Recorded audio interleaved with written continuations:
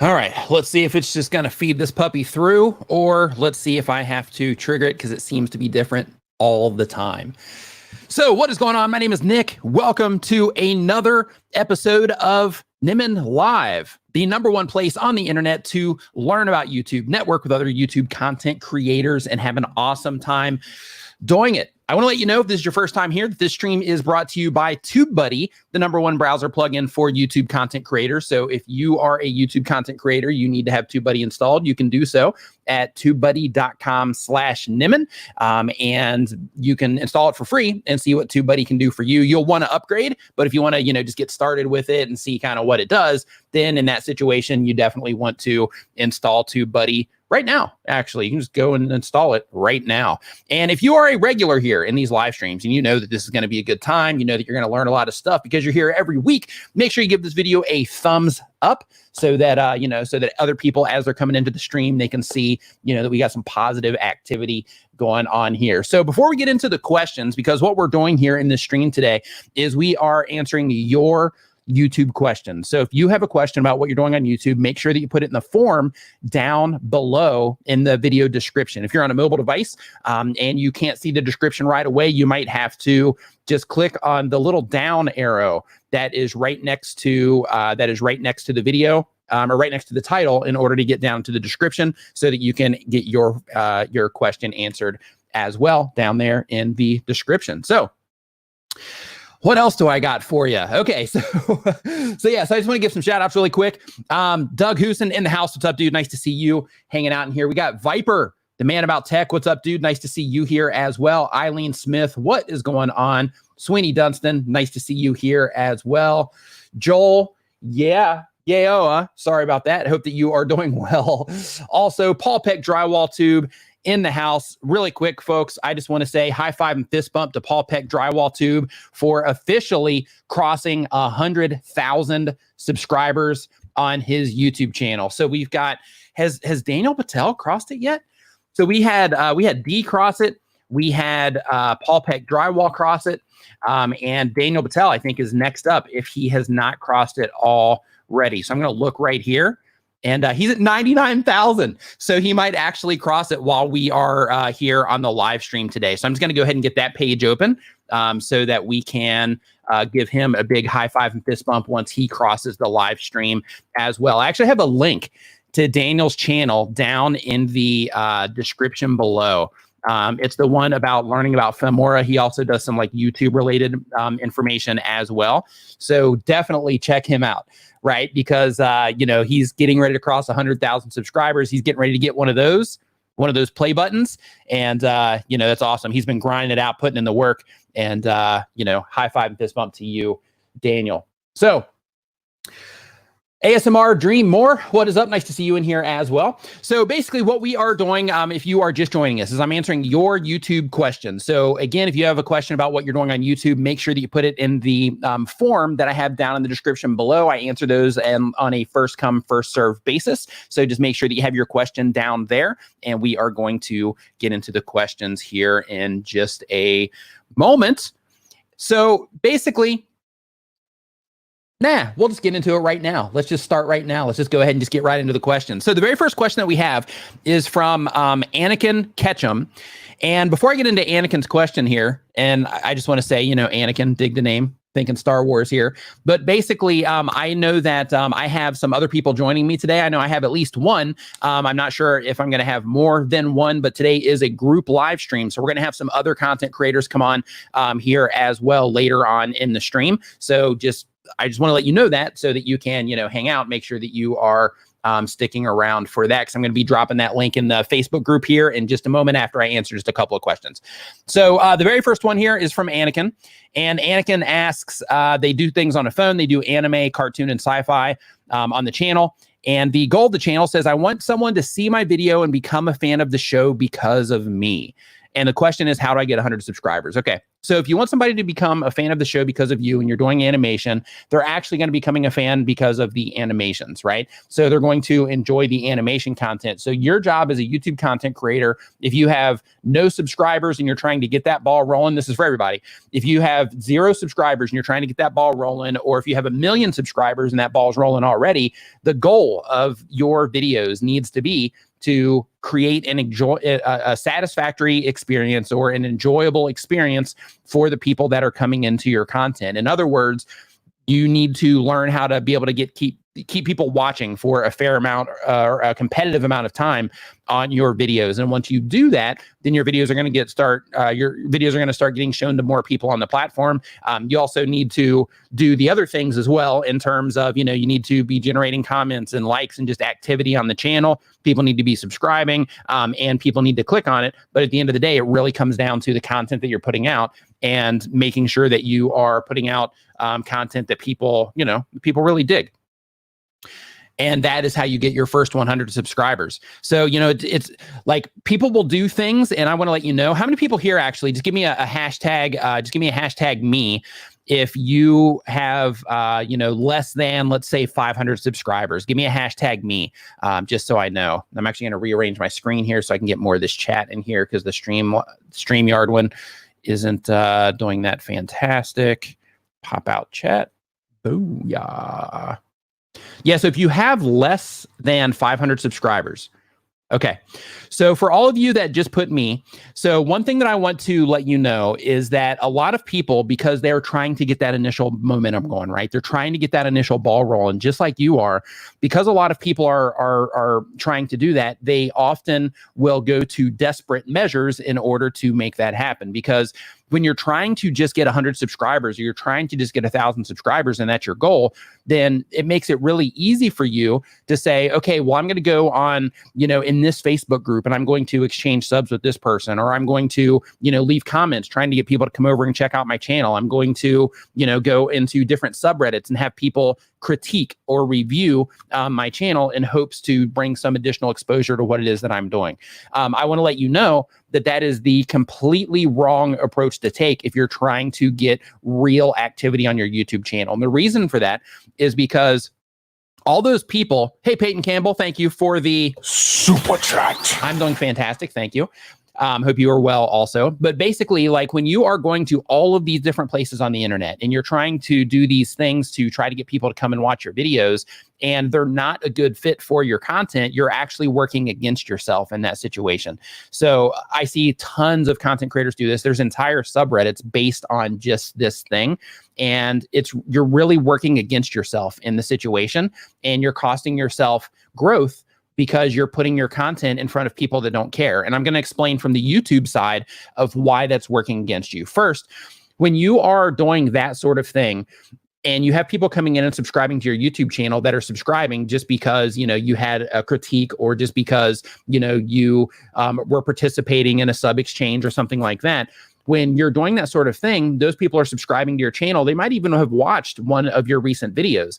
Well, if they don't actually care about your content, but they subscribed just because you subscribed to them, then in that situation, what you're doing is you're creating a bad situation, because when you publish your next video, YouTube is going to identify that person recently subscribed. They're also going to identify that they watched your video for a fair amount of time, or maybe they further interacted with it. Maybe they left a comment so that you knew that they were there.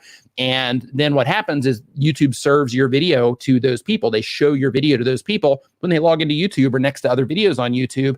And when they don't click it, then you're hurting your click-through rate.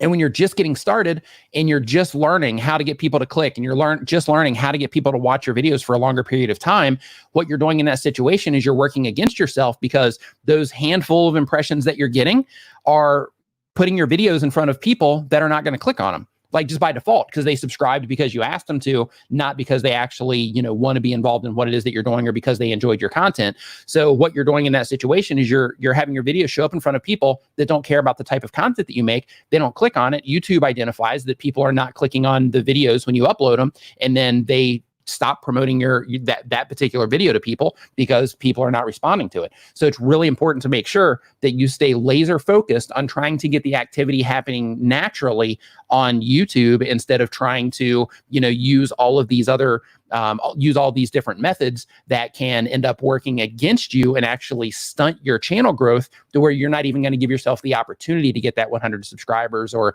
1,000 subscribers or whatever goal it is that you happen to be going for. So, I just wanted to bring that to your attention just so you know, because it's a really, really important side of all of this. Super chat. Pierre Plays YT, thank you for the super chat. Says, I left YouTube in 2018 but came back recently and rebranded, so most of my subs are inactive, so my views are less than my subs. Does this damage my algorithm? So as long as you are doing similar type of content so that when it does get presented in front of those people, they click on it, they come in and watch, then you're okay. But you said you rebranded. I don't know if you rebranded in terms of making a completely new type of content, or if you rebranded in terms of, like I updated my logo and my video graphics and maybe, fine-tune my value proposition and that sort of thing. If you rebranded in that way and you're still making the same type of content, then it's not a problem. All you have to do in that situation is go back to that drawing board of, how did I get people to click before? What was I doing with my titles and thumbnails in order to get people to click on what it is that I'm doing? And then you'll be back off to the races, so to speak, and you'll be fine. Now, if you completely change your content type, then in that situation, then you might be working against yourself because of that same thing that I just explained in terms of you're uploading content about cats when people subscribe to you for content about dogs, just as an example, right? So because of that, you're getting put in front of people that don't care about the content that you actually make now, and that can work against you. But all it takes in that situation is one good video to get put in front of, the right audience, and then you'll be, back on track. But it can be, there can be some adjustment there, because YouTube is, trying to show your stuff to people that are interacting with your channel, and that old content is bringing people in, and people are interacting with that old content still. And because of that, when you publish new videos today, then, the likelihood of those people actually getting presented those videos is drastically higher. Another thing that I want to address here as well is you say that your views are less than your subscribers. That happens a lot. If you look at mine are way less than the amount of subscribers that I have on my channel as well. I have a very high churn rate on my type of content because people want to know how to start YouTube, but they don't want to put in the work of actually growing a YouTube channel. And because of that, they end up, falling by the wayside or just not watching the content anymore. And in addition to that, there's also people that get a really good handle on it. And they're like, hey, I get it now, so I'm going to stay subscribed. In the event he puts out something that, that would be relevant to me, but I'm not going to go in and watch every video now because I understand, I've got a good foothold on how this is working. I'm getting momentum. Everything's moving forward. So, because of that, I'm not going to click on all the videos when they're presented to me, but maybe I'll hang out in the live streams, right? So, because of that, I'm in the same boat in terms of, subscribers versus the view counts. Now, that's actually a normal thing on YouTube just in general as well. Like I've worked with multi-million subscriber channels, and even in their situations, the same exact thing applies to where some videos will do fantastic, but in terms of the amount of subscribers that are watching them, however, their view counts compared to how many subscribers they have are drastically down. They might get, 100,000 views on a video, but they have, 2 million subscribers as an example. So, you'll run into things like that. It's just a natural part of YouTube. Now, as the numbers are smaller, then of course, you want the views to be bigger so that you can generate subscribers faster. But another thing to think about as well is in terms of the amount of people that are subscribed to your channel watching. If you're wanting to grow your channel, you need to balance out the amount of people that are already subscribed to your channel, as well as getting your content in front of new people, because the new people are going to be what's going to, get those numbers up, long term. So, you have to kind of balance those things out. Super chat. Chad B says, hey, Nick, just stopping by to say hello and thanks for all that you do. Chad B, thanks for swinging by. Thanks for the super chat. I appreciate it. I hope that you're having an awesome day. Karma Cashflow in the house. What is up, dude? I hope that you are doing awesome. All right. Next question. If you're asking questions here in the chat, make sure that you put them in the form down in the description below. And even with that, I just want to let you know, even if we get backlogged, right, and your question doesn't get answered, I actually go through these, and as part of my subscriber Q&A series that I'm doing right now on my channel, I'm going to be pulling them out of this form as well, because right now I'm just pulling them out of the comments, but I'll be pulling them out of the form here as well as time passes. So because of that, if you have a question, even if we don't talk about it here in the live stream, make sure that you get it in there so that it could possibly show up in a video on my channel as well. All right. So the next question that we have is from Xeront Official, and I'm going to copy this link here and drop it in the Facebook group to invite others to come on if they want. Anyone who wants to join, here is the link. Boom. All right, there we go. Okay, so next question that we have on the list is from Zeront Official. Zeront Official says that they have been making videos for less than 6 months. They have a gaming channel. How many of you are gamers here? Give me a hashtag gamer if you're a gamer. Because I like, there's always a lot of gamers watching just because there's so many gamers on YouTube. So I just love seeing how many gamers are in the chat. If you're a gamer, just give me a hashtag gamer. Identify yourself. Oh, let's see here. Karma Catchful says, hey, by the way, Nick, I'm really digging the new Q&A series of videos you're doing. Really awesome. Thanks, man. I appreciate it. I'm glad that you're enjoying the content. All right, good. We got the gamers rolling in. Look at that. Yeah, representing the gamer squad there. That's what I'm talking about. Looking good, looking good. So the channel is a gaming channel in this situation. The goal is to create a community and make money. And the question is, I make a video with an unpopular topic and only get 6 views, but I notice that the topic is getting popular. Is there a way to resurrect my video? So in terms of that one video, it might resurrect itself if it starts getting popular. But what I would do is I would actually make a video on the topic now that's getting popular. I would make some more videos on it, and then I would actually link to that video in my end screens. I would group it into a series playlist, and with the new content on that particular game. And I would also pin a comment. I would basically try to drive the traffic from the viewers from the new content. I would try to drive them to that old one as well, just so that they're, being watched together. And then once YouTube notices that, then they'll start showing those pieces of content next to each other.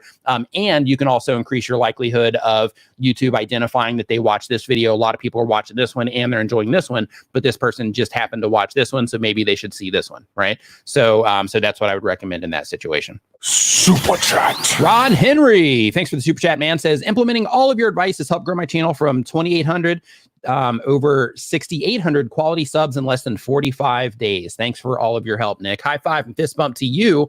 Good job on making those gains. Always love to see those wins coming in, right? Absolutely love it. And congratulations to you for, grinding it out, because I know the work involved. I know, having to think about the videos and checking your stats all the time. How's the video doing? All of that, so good on you for seeing it through and grinding it out. Super chat. Pierre Play says, in response to your answer, I used to live stream on YouTube, changed platforms, then came back to YouTube as a Let's Player with pre-recorded content. Okay. Yeah, then you should be fine as long as the pre-recorded content is also similar to the live streams topically, because then you're getting in front of a similar group of people. So in that situation, you should be fine. Just make sure that you're packaging everything up in a way, just the same general rules of YouTube in terms of packaging things up in a way in your title and your thumbnail in order to, make sure that you're resonating with that audience to trigger them to actually click on what it is that you're doing. Because if they used to watch the live streams, but you're making like a tighter, more value packed or more fun piece of video content, as they come into that, they should really enjoy it. Hopefully, right? That's the goal anyway. Steve McDonald's Arts and Crafts. What's up, man? Says that they do resin tutorials, but I knew that. The goal of the channel is to increase subscribers and views. Says, I introduced a non-resin craft to the channel last week with a call to arms in it to let me know if people want to see more crafts other than resin. The video has had the worst views I've had in a long time. However, the majority of the comments say yes, they would like to see other crafts. Should I give it a few more weeks and a couple more non-resin crafts to the channel, or should I start a separate channel for non-resin crafts? The channel is growing by about 45 to 500 subscribers per month at the moment, and I really don't want to stop that growth. If it was me, I'm not sure what your subscriber goals are, because you said that your goal is to increase subscribers and goals. But Steven, if your goal is to increase your subscribers as fast as possible, I would stay focused on that resin crowd right now. Like with the additional craft that you started walking into, with that one, you are basically, your audience has spoken. Right? So like if they're not clicking on it because they're not interested in it, sure, that video might end up doing better later on YouTube once YouTube finds the right audience for it.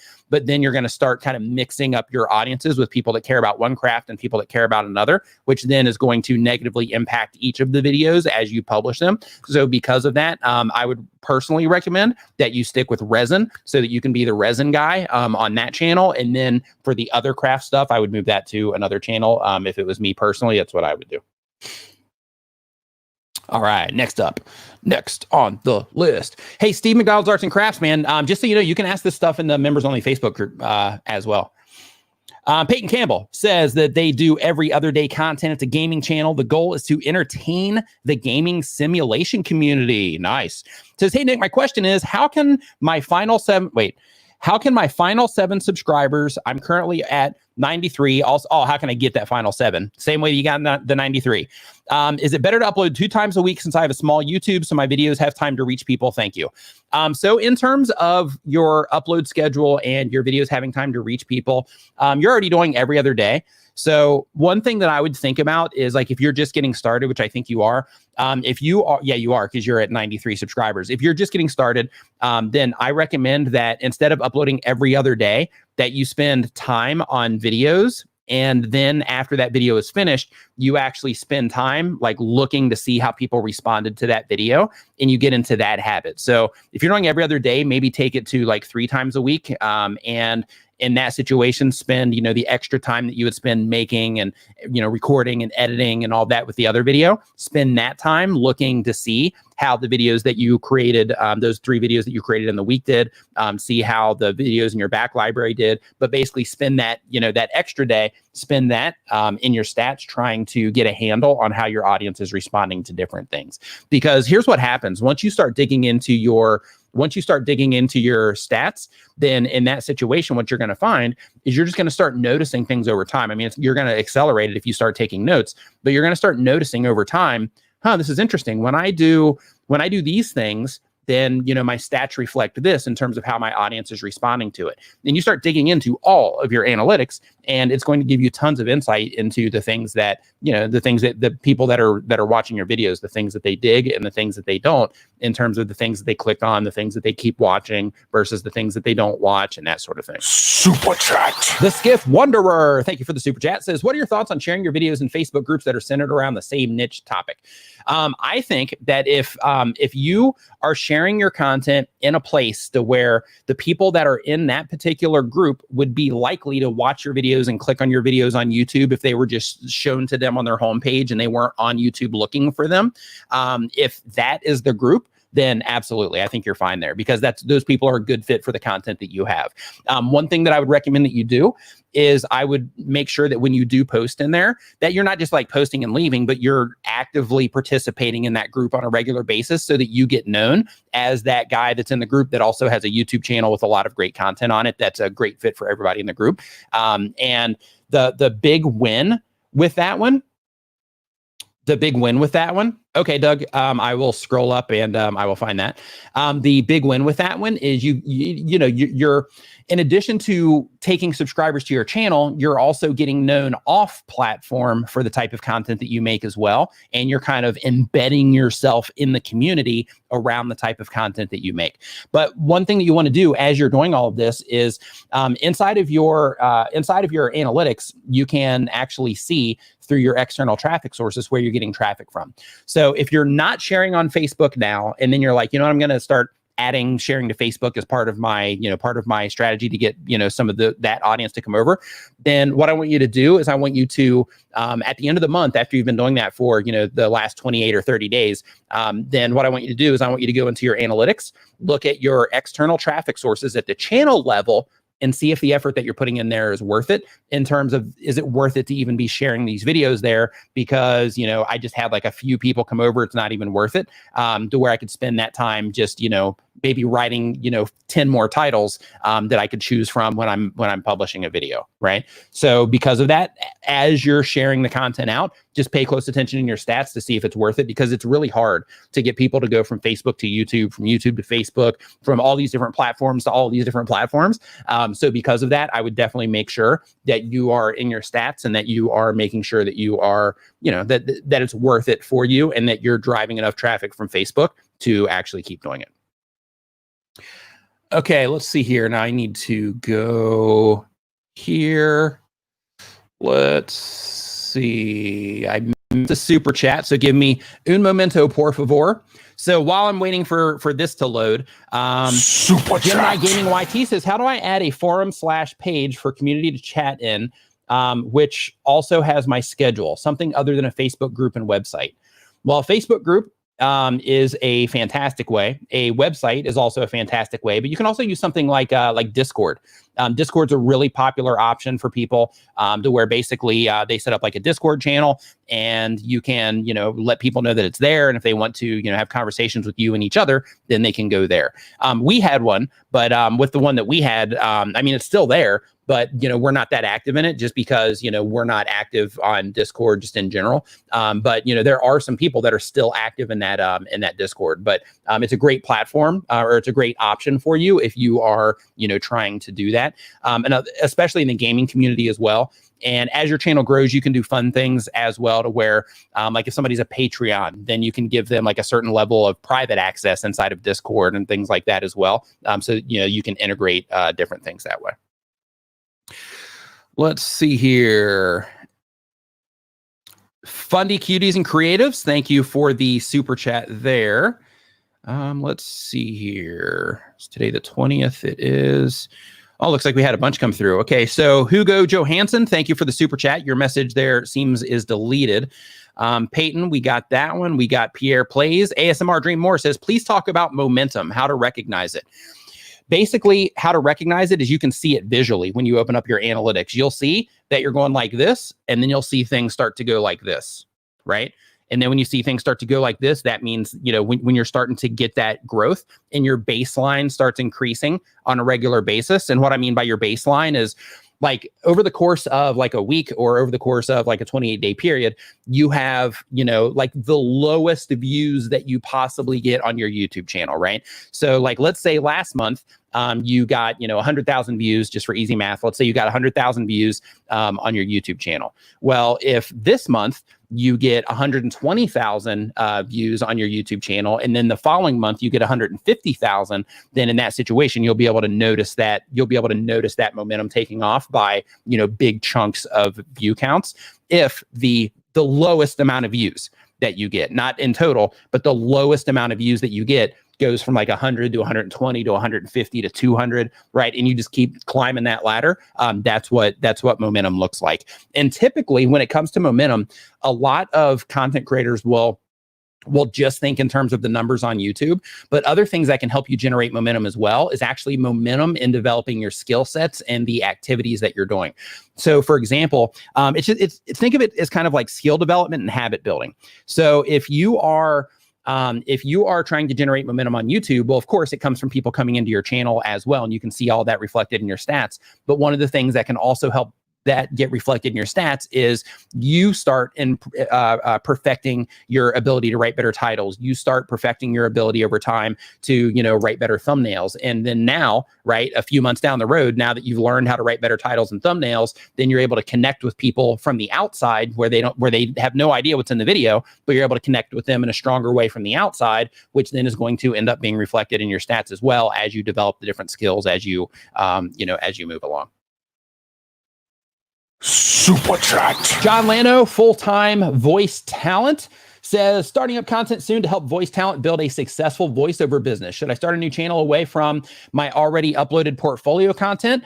Eileen, no, because it lends to credibility. Okay, so if you have portfolio content on your channel, here's something that you have to think about in this situation. And this is a thing where like small businesses and entrepreneurs, this is where they kind of screw things up when it comes to YouTube. So when you have the value-based content on your YouTube channel, the stuff that you're going to be teaching where you're teaching people how to do a successful voiceover business, when you have that, and people start coming in and they start engaging with that, well, what's going to happen is, since you're going to do it, or since you might do it on the same channel, is all that portfolio content, that's going to end up getting suggested to those people. And when it gets suggested to those people, then they might click on it. And then when they come in, it's like, oh, wait a minute, I thought this guy was teaching people, whatever, I'm out of here. They unsubscribe.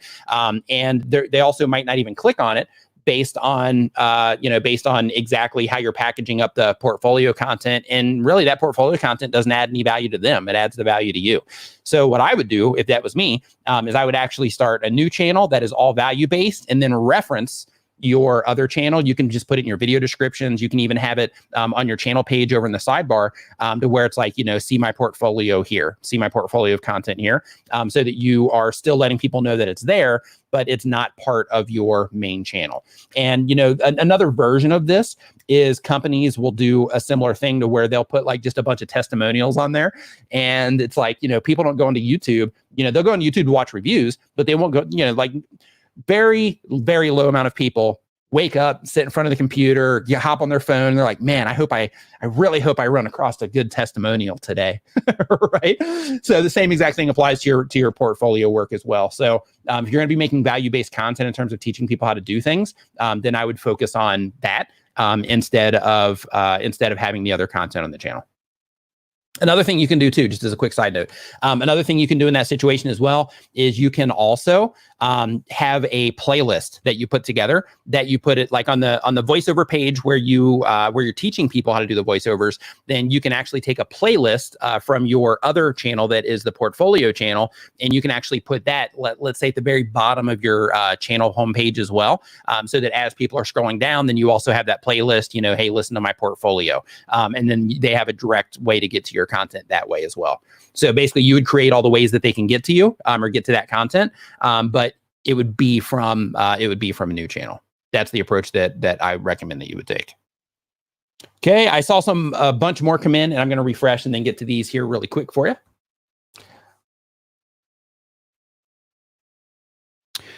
Okay, let's see here. We've got okay, we got Pierre, we got Skiff, we got Gemini Gaming, I think. Yep, we got Gemini Gaming. Let's see here. KO Briac, Super chat. Thank you for the super chat. Prayank Johari, Super chat. Thank you for the super chat. We got John Lano there. We got that taken care of. Super Heather chat. Carlisle says, hey, I make sit-down videos similar to yours, but I keep getting glare in my glasses from all my lights. Is there a way to avoid that? Glasses problems. Yeah, so when it comes to like this, right? It's even worse here because I have these computer glasses, so it puts this like weird thing on them. So when recording videos, if you jump around or you're moving around all the time like I am, you're going to get it. It'll just be from time to time. However, one way that you can avoid it, if you're talking head videos to where you're mostly, you might move your head around a little bit, but not too much, is put your lights farther away. You might have to get lights that are a little bit more high powered depending on the lights that you have, but put your lights farther away, put them a little bit more off to the side, and or a little bit higher. So basically what you're going to notice when you're setting up your lights, like let's say that you're sitting here and this is your frame, then in this situation, you would notice, okay, if I put my head up too high like this, then I start seeing the glare. So I need to make sure I keep my head around here, or that if I do put my head up like this a lot and I notice that, then I need to raise my lights up just a tad so that as I put my head up high, that it doesn't come up, right up here in the top of my glasses. And you basically just have to sit in your spot and move your head around and move your lights around accordingly. One thing that you'll see in newsrooms is they will put their lights, they're on the ceiling, and they put their lights, in kind of like a row really far away, but they're really bright. But they're small if they do end up hitting the lens, so it doesn't completely cover the the part of the glass. But they're small if they do hit the lens, but they're far away and they're up high enough to where unless the newscaster goes like this, you're not going to see it in their glasses either. But yeah, that's a struggle. I had to deal with that one myself too. And even sometimes, because I move all around all over, I'm like a spaz when I'm making my videos sometimes. So because of that, I move around a lot as well. Next question that we have here is from Profits of Success. Profits of Success says, hey, Nick, how long should you let your video settle into the algorithm before analyzing and changing up tags, title, thumbnails, etc.? So if you are putting out a piece of content, you notice right out of the gate, like people aren't responding to this, then in that situation, then you might want to change like right away.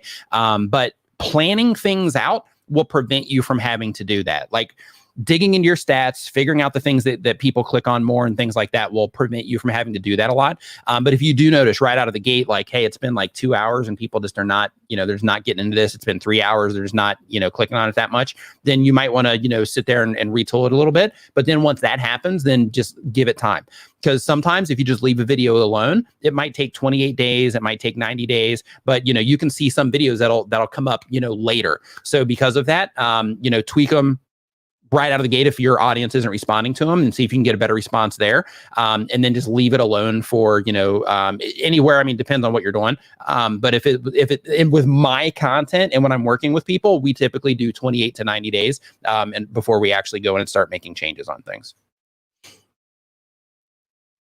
Next up, Super Chat. Albert Tech says, good morning, Nick. Good morning. Albert Tech says, may I know when you will make a video about the tools you're using, such as microphone, camera, etc.? So I actually have like a studio video. I think I've done 2 of them, but I've upgraded quite a bit since those. So I should actually do that, relatively soon, because I've got like fun gadgets that I've picked up too, like this aperture light, for example. It's got like magnets on it. And then I got this. So it's got the blue light on it, right? So like, for example, if I have this, like, see this dark spot, like right here, right? Like if I want to, then I can kind of, take that back. Since my table leg is metal, then it like by magnet, it's just sticking to my table leg. So that I can, kind of fill that spot up there with some blue as well. Just little toys like that. In addition to, just the setup. I've upgraded a ton since I've made those videos. So soon. Yeah, maybe soon. I was considering doing a VR tour. Holy, ladies and gentlemen, we've got the man, the legend, the Lord of Hoon is what we call him on the inside. Justin Brown, Primal Video in the house. Catching him drinking the water, sipping on the fluids there. There was no warning. I'm just lucky I had clothes on and everything, but we made it. How you doing? Yeah, I had to bring in that way. I'm like, okay, I'm gonna wait until he's like drinking something. And you were watching. I could see you watching. I was like, okay, here he is. Okay, so he's getting ready. I see him reaching, so I'm gonna start building him up. So right as he's at peak drink, I'm gonna bring him in. You did well. Well done. Yeah, thank you. Yeah, I've been practicing that. Like D and I will get on, and I'll be like, okay, now grab something. Just okay, now put it up to your mouth. Okay, there. Yeah, so we've been working on the timing. Make sure that we get that right. You left that wide open. We'll move on. Yeah. So what we're doing, Justin, right now, first off, everybody, I want to let you know, Justin Brown from Primal Video. If you're not familiar with his YouTube channel, if you just put in Primal Video, then his channel will come up. Him and his brother Mike have an awesome channel where they talk about like YouTube tech, and they talk about like YouTube tips over there as well. Awesome content. Definitely check out Primal Video in order to see those dudes. Australians in the house, just want to let you know that he's one of you as well. So if you're an Australian, at least head over there because you're Australian. Yeah. Thank you. Yeah, it's 11:30 p.m. It's way past my bedtime, so I'm not going to stick around long. But I've been meaning to drop into one of your live streams for a long time, and that's why it's dark and I'm kind of a little quiet here. Kids are asleep. Cool, man. I get it. We get it. Yeah, you're here, man. That's all that matters. All that matters, right? Well, it's good. I like what you've done with the place. It looks good. Thank you. Yeah. Thank you. Yeah, I've been working on it. Just kind of, looks the same. Like that kind of stuff. Yeah. If I move this, can I just make it look exactly the same? And it's nice. Worked. Like it's doing good. Yeah, it looks pretty much the same. My office got fully taken over. I mean, this used to be where I was filming, and this is all my literally work from home wife came in, took everything, and nice. You're like, hey, this work from home thing is only big enough for one of us. That's right? It. And I was here first, and putting locks on the doors. You're not getting in here when I'm making a video, woman. Yeah. Find your own room. Yeah. Right. Yeah. I'm doing stuff in here. So that didn't work out too well for me, so I lost the room. Yeah. So right now, man, I'm answering some super chats. You can help me answer some of these questions if you'd be down for that. And just kind of help, lead people in the right way. The gig. The routine here. Sweet. So let's see here. Yeah. So in terms of the studio tour, I will put that on the list, and I'll actually put that out soon. Next one is from Demandred 1957. And they say, I can only upload / work on my channel via my Android phone currently. Does TubeBuddy allow you to make end screens / titles, cards, etc. via your phone? And what about channel banners in the same situation? So I recommend Place It. When it comes to making thumbnails and like YouTube channel banners on your phone, I recommend Place It. Justin? Yeah, I reckon Place It for desktop as well.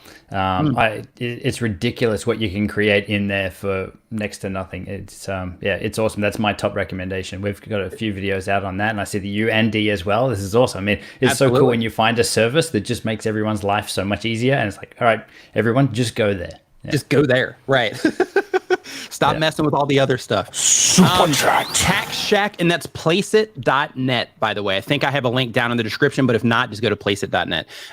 Tax Shock Tom Curry says, I watched all your vids, but stuck at 206 subscribers. I'm at a loss. Can you give me a quick peek growth tip? Thanks. You're awesome. So we're not actually pulling up channels right now. I think maybe next week, I don't know for sure, but I think maybe next week I'm gonna have like a channel review stream where the whole thing is just going to be reviews. But for this stream right here, I'm not guaranteeing that, but I'm thinking about it just as a heads up. But in terms of this stream here, not doing that at this point in time. Super chat. Arkansas Diamond Miner says, coffee on me this morning. Thank you for that. I appreciate it. Movie Super Complex chat. says, is it worth it for movie review channels to buy YouTube ads to gain subscribers? What are your thoughts, Justin? I think running ads is an interesting thing. It's not something I've ever done. I know that you've experimented with it, so you probably have more to weigh in here.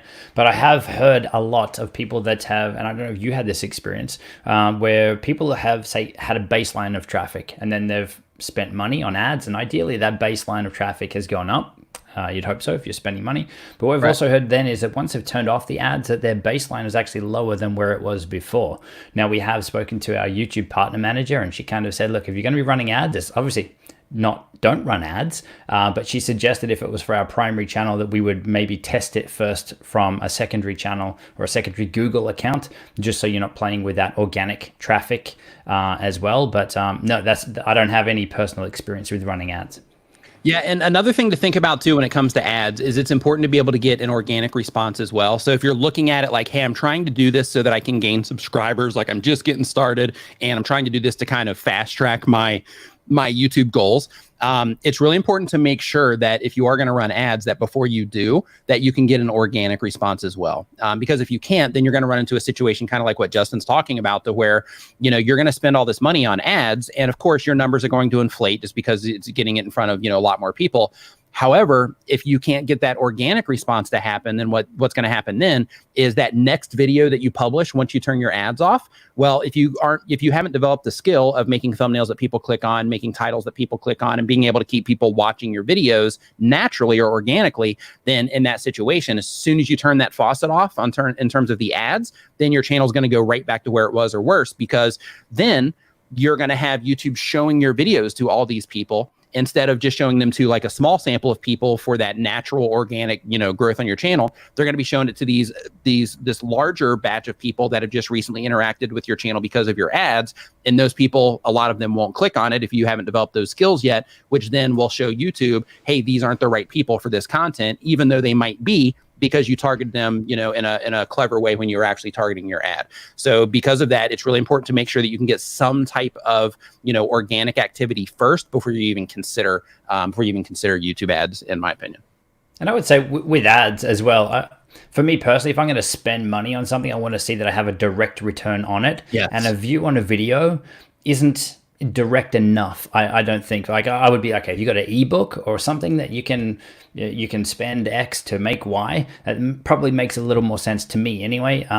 For that approach, you're able to actually see that return on that ad spend, or you know, play with the ads and tweak the ads till you're able to get that return on the ad spend, more so than just getting views. But obviously there's no right or wrong with that either. Sure.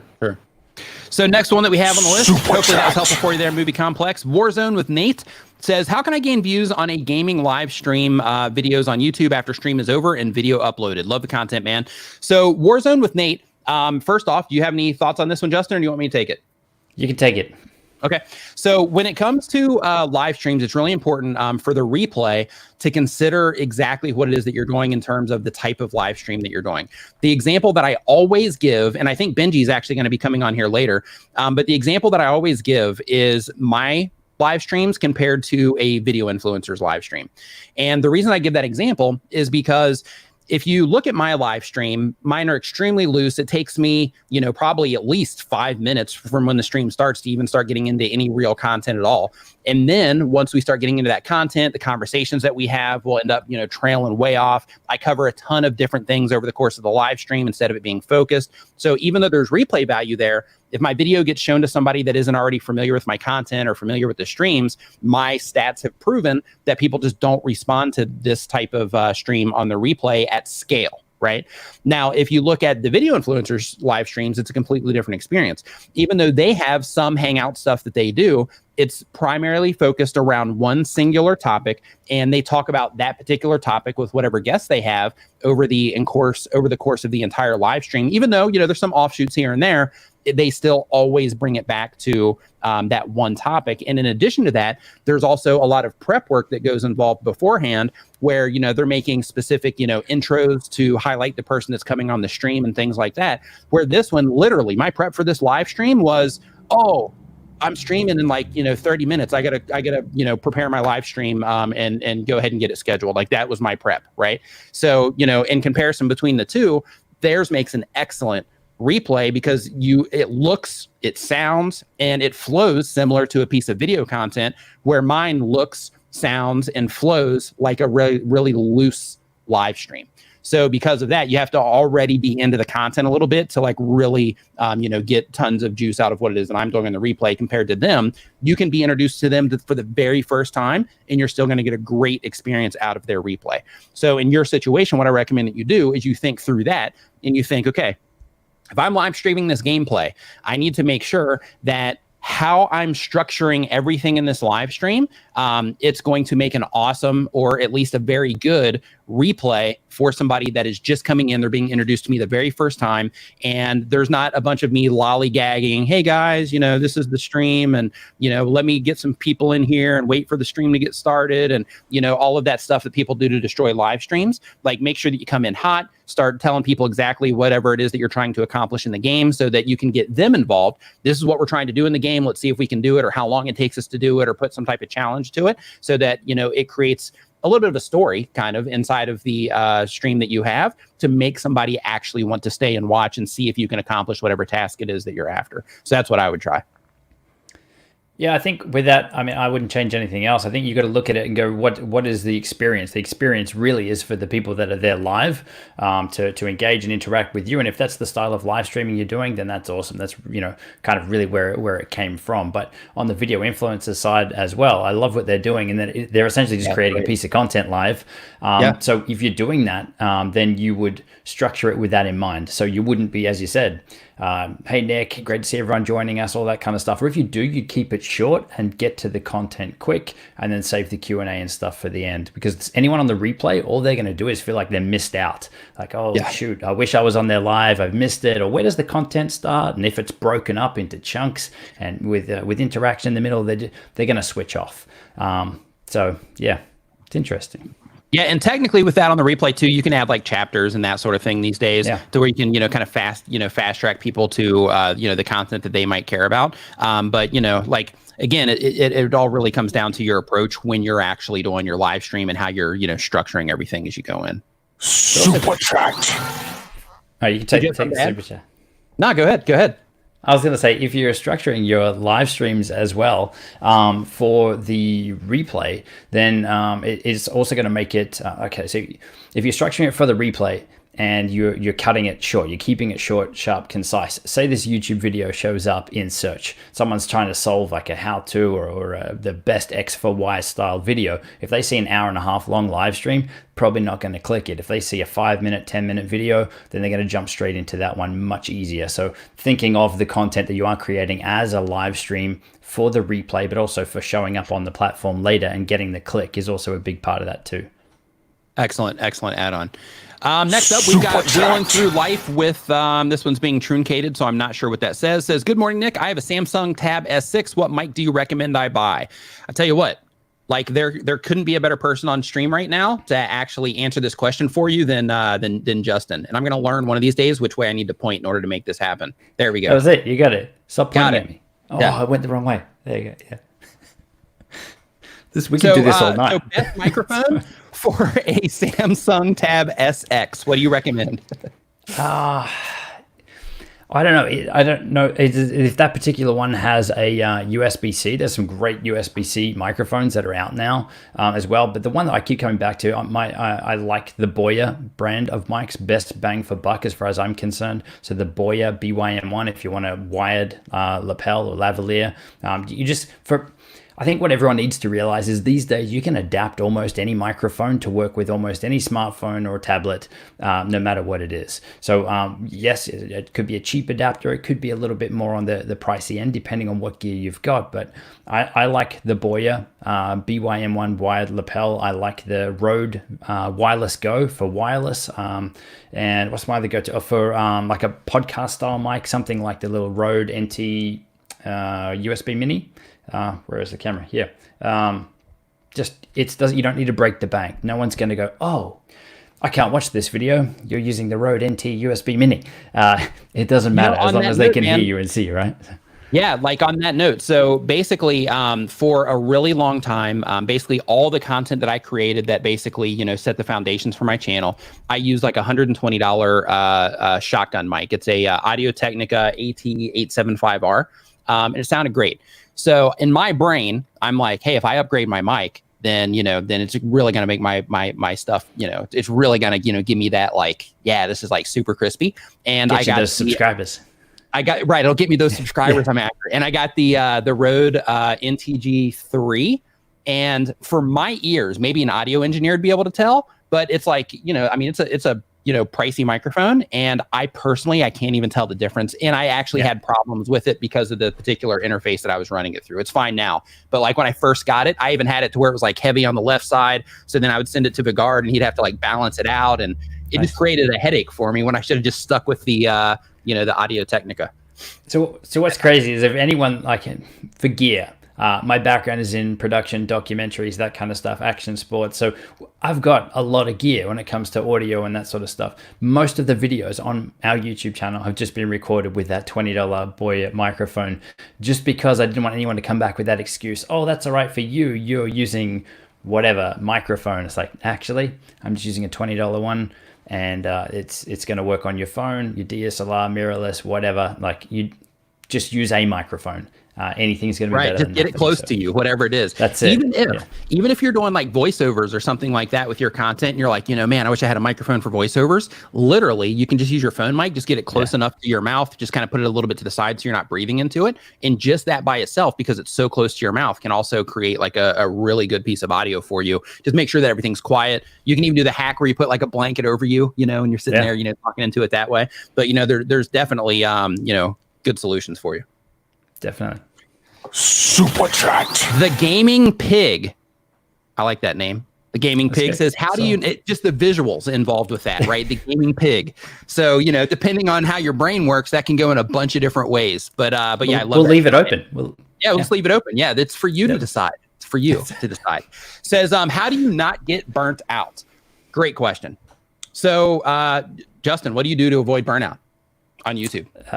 I guess where I first maybe was going down that path was when we first started out, and we committed to doing one video a week, and it would literally take me the week to come up with an idea for a video, to shoot the video. And I'd always, something would always happen. I'd go to film on a particular day, and the guy next door would be mowing his lawn, or the leaf blower would be on, or something. And then I would just get frustrated, like, but I need to get a video done. But I hadn't actually allowed myself much time to get that video done. And I would always leave it to the last minute. And then that's where I was getting stressed and felt like burnout, because I was on that content hamster wheel of an arbitrary deadline that we created, that it wouldn't be the end of the world if we missed, but that's what we all do to ourselves. We go, all right, by Sunday. So instead we flipped it and we started batch creating our content, and that changed the game for me. Whether it was 2 videos, whether it was 4, now we shoot 8 at a time, and we only run out 1 a week. So I'm never on that hamster wheel, because as soon as we have a couple left, or if numbers start to drop down, I'm like, okay, cool, it's time to film another batch. But I'll never feel overwhelmed or burnt out or whatever with it, because we're allowing enough time so that we're not under pressure for it. And I think that was the biggest thing. So we'll spend, I'll block out a week. And yeah, I mean, obviously there's still other stuff. Life goes on, and I'm working and those sorts of things as well. But during that week, my plan is to film the 8 videos that I've done all the prep for the week before. Now, it doesn't take a week to do that. But if it is worst case, where there's construction, there's loud noises, there's leaf blowers and lawnmowers and stuff going on, I can just go, you know what, today's not working. Or some days you're just not on. Or I'm speaking for myself here. I don't know about you, but I'll sit in front of the camera. Pretty much every day. Saturday is like the only time that I'm on. Yeah. No, this is good. Yeah, Saturday is my sweet spot. Yeah. Well, you've done well. I mean, this is why this is now, right? Yeah. Right. There's days where I can't even, I'll just like, hey, it's Justin from Primal Video. I'm just like, I'm just not feeling it. So cool, we'll come back tomorrow, and then maybe I'll just get the videos out really, really quick. So removing that pressure is huge. So if it means that you stop creation for 1 week, for 2 weeks, and so you can get that bit of a buffer up, then you won't look back from that. So that would be my advice with that. But have you experienced burnout? Or I have, absolutely. Yeah. And mine came with basically on the other channel that I had, All Our Questions. With that one, I was new to YouTube at the time. I didn't have like my systems together in terms of even simple things like using templates when I'm editing videos and that kind of stuff. But basically my process, and the thing that happened to me was that I was uploading way more than I should have per week to that channel. And it took a long time to make that content because I had to find the information for the video that I was going to make, understand it enough that I could condense it down into like a bite-sized piece of content so that other people could understand the things that I was talking about as well. And with the upload schedule that I had, plus with the design service that I was doing at the time, then what ultimately ended up happening was I was working on, one or the other every minute that I had, every waking minute that I had. So I was literally, in front of the computer, in front of the camera from the time I woke up till the time I went to bed. And I did that for like 9 months straight. And then I just couldn't handle it anymore. Like it just kind of sucked away the joy that I was getting out of YouTube. And that made like I don't know, burn me out. No other way to say it, right? It just burned me out. So that's actually what encouraged me to come back over to this channel, because the content that I was making on this channel at the time, even though it wasn't like YouTube tip stuff, it was still just easier content to make because it was in my brain. So I could just come over and I could just talk about something instead of, having to go and do a bunch of research and things like that. So even though that channel got me hooked on YouTube, this channel made YouTube actually possible for me to actually be able to make that transition to go into it as a full-time thing. So yeah, burnout is definitely a real thing. Another thing that that can be advantageous as well, if you feel like burned out, or you're just kind of like in a grind, let us know in the chat. But basically, another thing that can be really helpful as well is setting goals that are not based on subscriber and view counts. Yeah. So like as an example, if you're like, hey, instead of basing my goal on, how many views I'm getting per video or how many subscribers that I have, let me base it on, getting people to watch the video longer, or let me base it on something that I can control a little bit better. Let me base it on, the value that I'm trying to bring to people. Like, hey, I'm trying to help X amount of people. And in order to verify that I'm helping people, that I'm going to pay really close attention to the comments that I'm getting and maybe the emails that people are sending to me, letting me know that I'm actually accomplishing that thing. Or, other things. Like if you're a gamer and you're like, hey, my goal is to, put myself out there so a lot of people know me, so that, I can be like really tuned into this particular game because I want to be like a professional gamer and get sponsorships from these gaming companies and things like that. Then in that situation, put your time into focusing on that particular goal to kind of pull you through any of those feelings of like, oh, I gotta, upload another video and that kind of thing. Because if your goal is like, hey, I'm like, there's a strong end goal here that's going to be, that's really important to me. So because of that, my focus isn't even on the stress of making the video, because that's just part of the, those are the stones that I need to lay down, so to speak, on the road that's going to get me to, whatever it is that you're ultimately trying to accomplish. That can be helpful as well. Yeah, I love that. That's what you have to do to get to the outcome. Yeah. So then instead of it being the problem here, it's like back here, and then you're focused on like what the real problem is.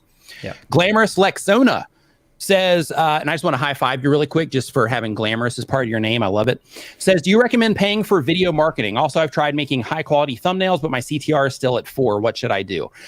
So when it comes to paying for video marketing, if you are talking about using ads or using a service like like some of those services that will run ads on your behalf and things like that, I would avoid that right now.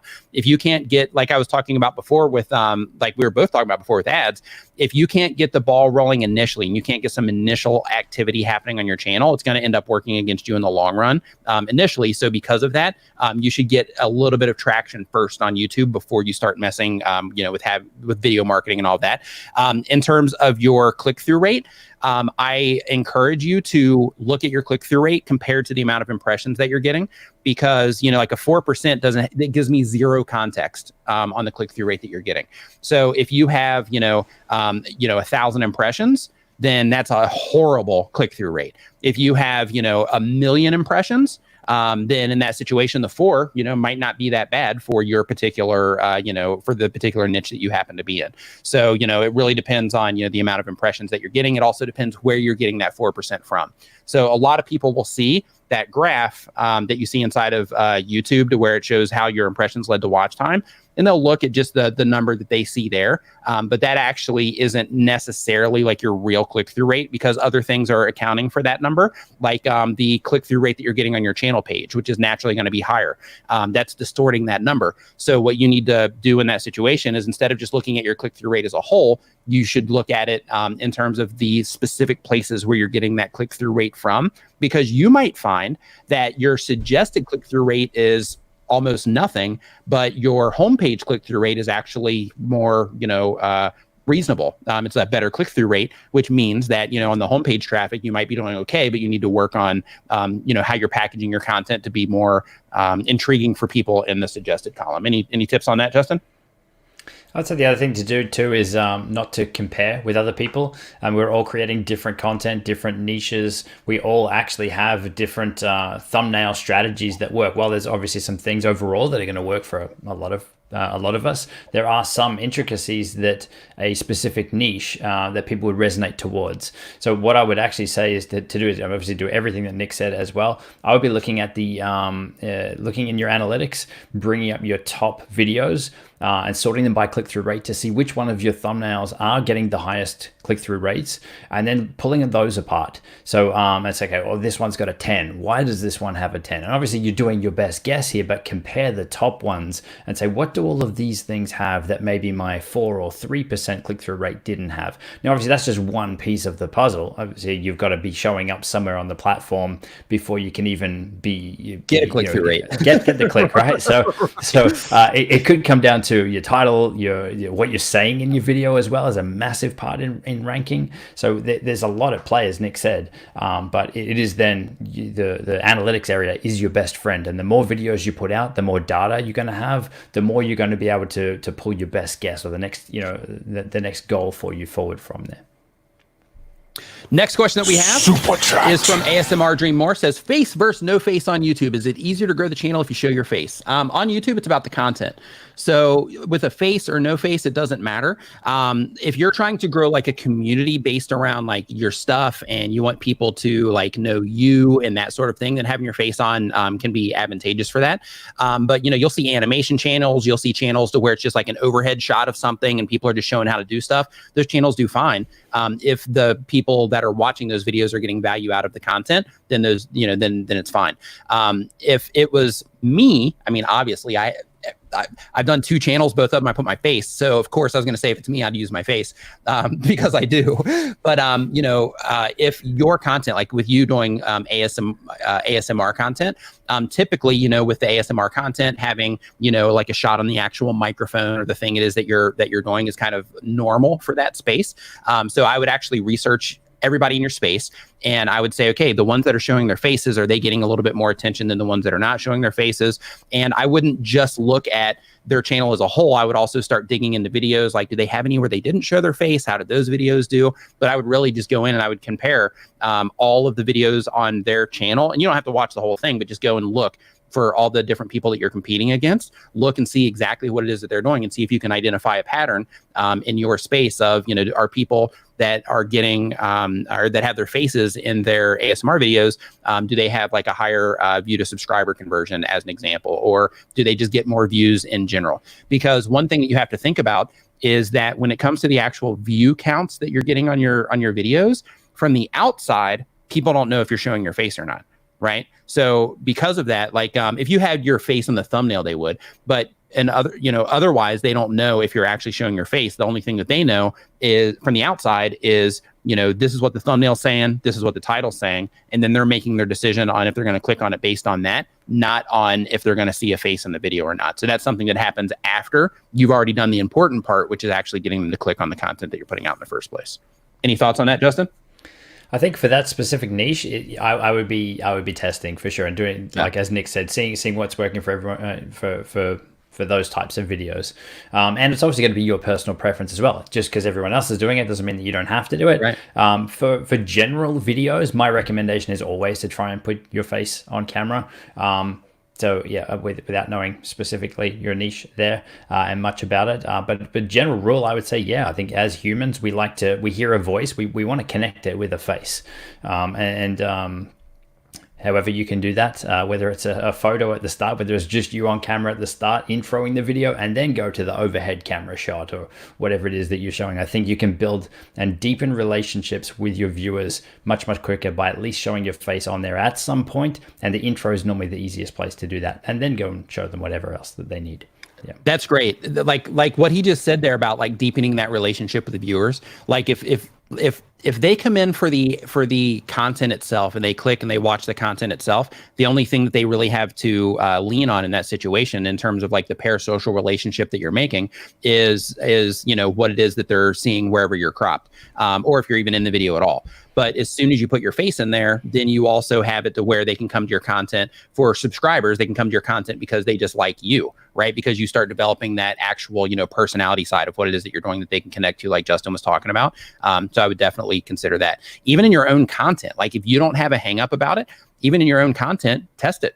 Right? Make some videos if you're comfortable doing it. Make some videos, let's say 10 videos that have your face in them and 10 videos that are probably already in your channel that don't have your face in them, and gauge that on how the people that YouTube is showing your content to specifically, how they're responding to each one with your particular channel. And if you notice that, hey, showing my face, people aren't sticking around as much, then in that case, then go back to not showing your face. And if you notice, hey, people are sticking around a lot longer and I'm getting a lot more returning viewers, when I do show my face, then of course, stick with showing your face.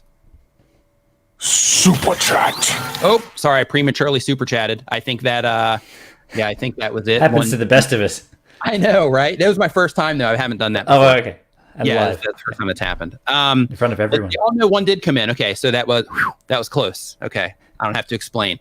So Colin Lynch says, oh no, here we got a few more actually. What software do you guys use for audio editing? For me, I use Adobe Audition. Justin, what do you use? Audition. Yeah. Audition as well. Colin Lynch says, what camera are you both using for this stream? Justin? MacBook Pro built in. I literally am moving and there's boxes and stuff everywhere. MacBook Pro, 16-inch, kind of new one, whatever that is. Not good. All right. All right. So this one is a Canon M50. I dig it. I enjoy it. You look a lot better than mine. Yeah. So. Well, I mean, it's just me and you. It's the face. So, I mean, I can't do much about this. Put me on a Mac webcam, still looks just as good. Yeah, right. It doesn't look any different. Colored skin tones, all of it. Yeah, still looks just as good if I'm on a Mac. Nice. Well, with the default webcam. Yeah. Yeah. Mum said not to talk about it. So that's all it is. Yeah. Well, I was.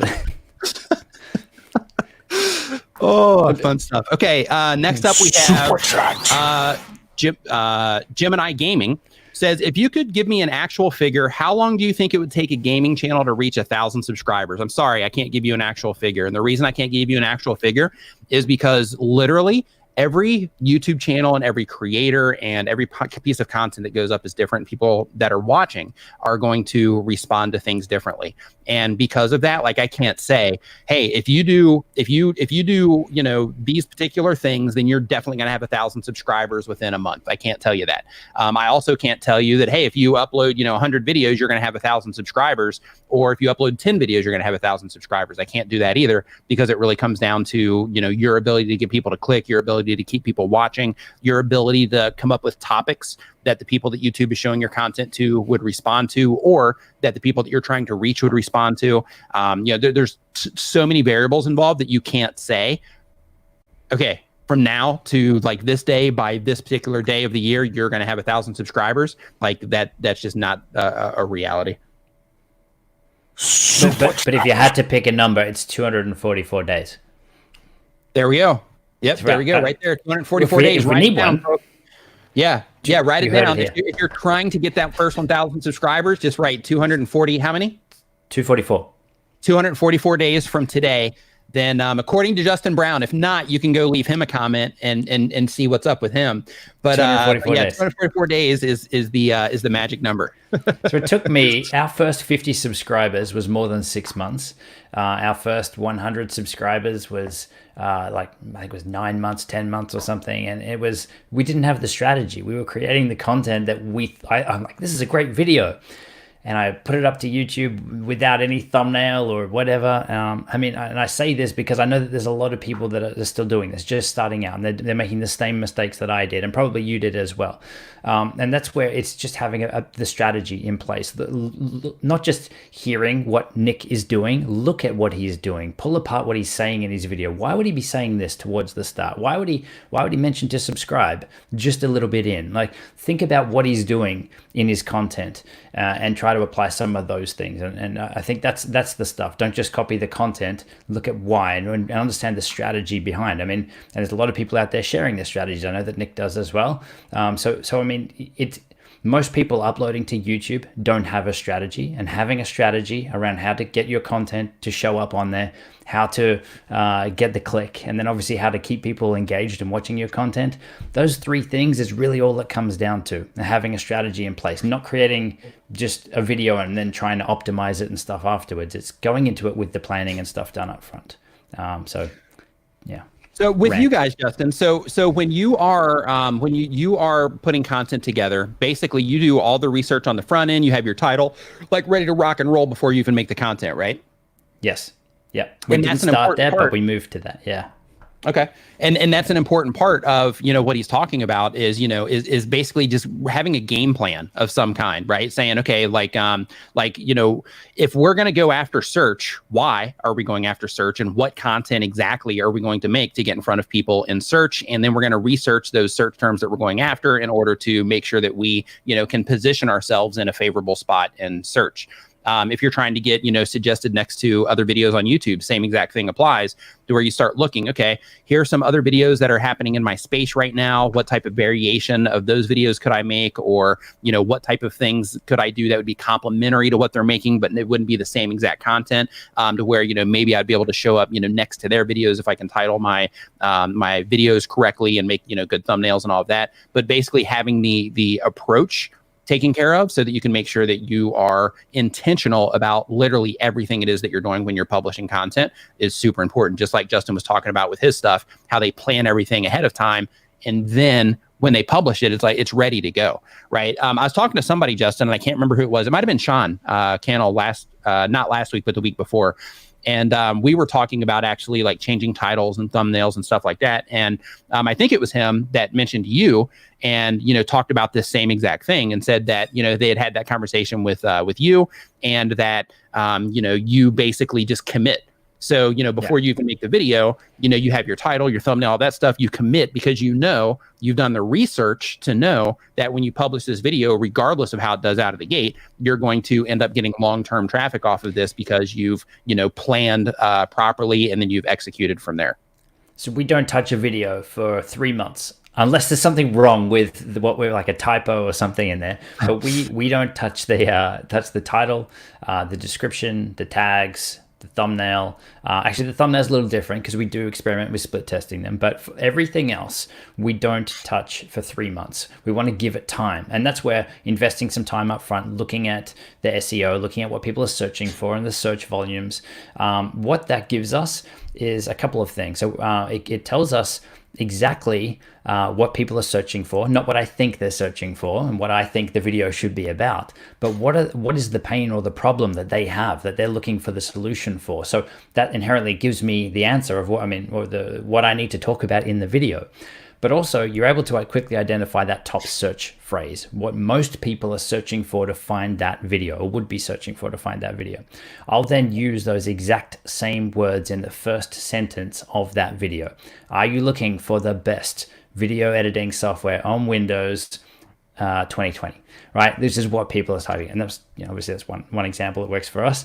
But they're typing in exactly that. And I can say those words. It does two things. It tells the algorithm, hey, what that person typed in is mentioned word for word exactly the same in the start of this video. But for the rest of the humans watching as well, they're like, oh, cool. Yeah, good. That's what I want. I want exactly, that's what I typed in, and that's what this person's going to deliver. Yeah, it's like, hey, I just clicked on this. He's confirming that this is it. I'm not getting clickbaited. Like he's basically delivering on what it is that he promised me from the outside. Yeah. Because what happens when we click a video, right? We type something in, or we see a video on YouTube, but we're subconsciously, whether you're aware of it or not, there's a little bit of anxiety there. You're like, oh, should I click the next one? Oh, this person's rambling too much. I'll go back. Yeah, that other one that was 10 minutes. I should have clicked that one. It's kind of this internal struggle. So your job immediately is to let your viewers know that they are in the right place. And you can do that really quick by matching the words that they typed in with the words that you're saying in the start of the video. At that point, they're relaxed. Good, I'm in the right place. He's told me he's going to talk about this. As silly as that may sound to some people, that is a massive, massive thing that you can do in your content to keep people watching on there, but also to help it rank for those specific words because it matches what people are typing in. Yeah, so that was one of the big things. Context, just for those of you that are not familiar with Justin's channel yet, and again, you can find him at Primal Video on YouTube, but he's got 500,000 subscribers on the channel. Just last month by itself, he got, 52,000 subscribers on your channel last month? It was something like that, yeah. Yeah, but I'm counting. I don't know if you are, but I'm counting. View counts, what are we talking about with view counts? Ballpark? I think we're around 4 million. Okay, so around like 4 million. 4 million in the last 28 days. Okay. Yeah, so so he doesn't want to flex, but I'm flexing on his behalf. Just in terms of I honestly don't look, and I know that sounds silly, but there's two of us at Primal Video, and I'm not the numbers guy. You're not the guy that does that. Nope. Mike is an accountant. He has a finance background. That's his. Yeah. He's the numbers guy. But yeah, like what I'm saying though is like, listen, like, the words that are coming out his mouth are gospel. So like listen to the tips that he's given, because like everything that he just said, there's a lot that's packed in what he just said. And like, you might want to like take the timestamp of when this conversation actually took place so that you can go back and watch what he just said like a few more times. Super Travis. Riggs Gaming says it's rumored that Premiere videos hurt overall performance outside of the Premiere itself, that YouTube doesn't recommend like a normal video after the Premiere is over like normal video. Is this true? It depends on your audience. So I personally don't like premieres, but for some audiences, premieres actually do fine. The reason that I personally don't like premieres is because if I click on a video, I expect to see the video. I don't expect to want to come back in 30 minutes or in 10 minutes or whatever. Like if I get a notification, I want to see the video. Now, where they can be advantageous for you is like for super fans. Then in that case, it gives them the chance to come in and interact. You can also make money from your premieres as well if you are in the partner program, because people can super chat when you are, playing your premiere. So because of that, it just depends on who it is that you're putting your content in front of. But here's what I recommend that you do. Try some. If you're curious, hey, I wonder how people are going to respond to mine. Try some, see how people respond to yours. And if they respond positively, keep doing them. If you realize that they don't respond positively, then take it off. This is why it's so important to test things, is so that you can find out, hey, is this something that, that people will dig? And you also have to think about what it is you're trying to do as well. Like as an example, if you're trying to generate income from your YouTube channel, and your particular audience is an audience that would throw money at you for, the particular video that you put out, then in that situation, being able to generate, more money just in super chats than you would get possibly for the first, 30 days or 90 days in ad revenue from that video, then in that case, if you're trying to generate revenue, then doing premieres might be, a good fit for what it is that you're doing. So what are your thoughts on premieres, Justin? I haven't used one ever, but same as you. I've clicked on a few, and it's like you get a notification, and then it says it's a countdown. I'm like, and then I don't think I've ever once gone back if it hasn't been starting immediately. And that's where I think that the notification bell thing, you really want to build that build that up. So when you do notify that they can, your viewers, that they get used to something. Now, if you're going to constantly do that, if that's your strategy, and they know that whenever they get a notification from you that they have to wait 10 minutes, cool. But I'd be consistent with that. I think for most people, though, they see a notification bell. When they click or tap on it, they're there to take action. So to me, that is a little annoying. It's like watching a Facebook video. I don't care how good the video is. If there's an ad that plays in the middle of it, I'm out. All right. So yeah. Super chat. Yeah, it's all about the viewer experience, right? Like all the way across the board. So testing it so you can see how your viewers are experiencing that and how they're responding to it. That's how you win ultimately, is by, experimenting and seeing what works. Super chat. Travis MVP, he's MCP, but we call him MVP here, says, "Hey Justin." And he says, "Premature super chat, don't apologize, just make up for it next time." Absolutely. The Gaming Pig sent over a super sticker. Thank you for that. Brilliant Digital Super chat says, "Hey Justin, do you always use a teleprompter? I'm using one, but maybe it would be better to do videos without. However, I know there will be more work." Justin, really quick in the chat, if you're using a teleprompter for your videos, if you're like scripting, putting it on a teleprompter, just give us a yes so that we know that you're also going to get value out of what we're getting ready to talk about. Okay, so going back to that burnout thing before, I mean, the answer is yes. I use a teleprompter and I love it. So this was one of the things I had to do. Is like, if I'm getting caught up and some of my videos are taking too long for me to create, then what tools can I use to help me streamline that? And what I will teleprompt for every video is the first two sentences where I'm hitting those keywords. I want to make sure that I'm saying them in the right order to match what people are searching for.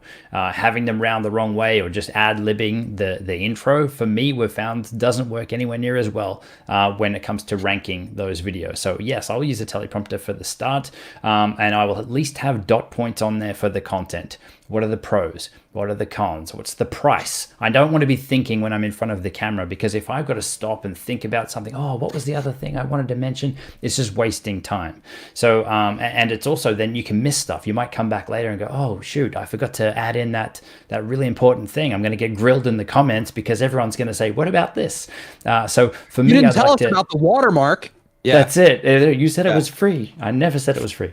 Yeah. So that's the stuff that that we look at when I'm planning. So I'll even do a quick read through just to make sure. Like, okay, what else would I be missing? Like our videos, I want to make sure that we are giving our viewers everything that they need to go and take action with this, whatever it is. So I don't want to leave anything where it's like they've got to go and then, all right, cool, you've got me part the way there. Now I've got to go find another video to finish or you mentioned something and now I'm down a rabbit hole on that. We want them to be a complete start to finish of our thoughts or opinions or a process on how to do something. So with that, I want to make sure that I have everything that I need ready to go, and a teleprompter lets me do that. It does take some practice, but what I would say, the bit that freaks a lot of people out with a teleprompter is the scrolling. And I mean, I've worked for years coaching people from behind camera. Before I was on camera, I was helping people, and it's funny because when you step in front of a camera, all that goes out the window. So it was like a relearning for me when I actually had to do it myself. I now feel for all my clients that I put through, and I was like, no, come on. You got this. You're like, come on, just read it. You're just reading it. Yeah, just read what's written on the screen. Yeah. So I use a teleprompter for that now, and I would say the biggest thing is that freaks a lot of people out is the scrolling. So you don't need it to scroll.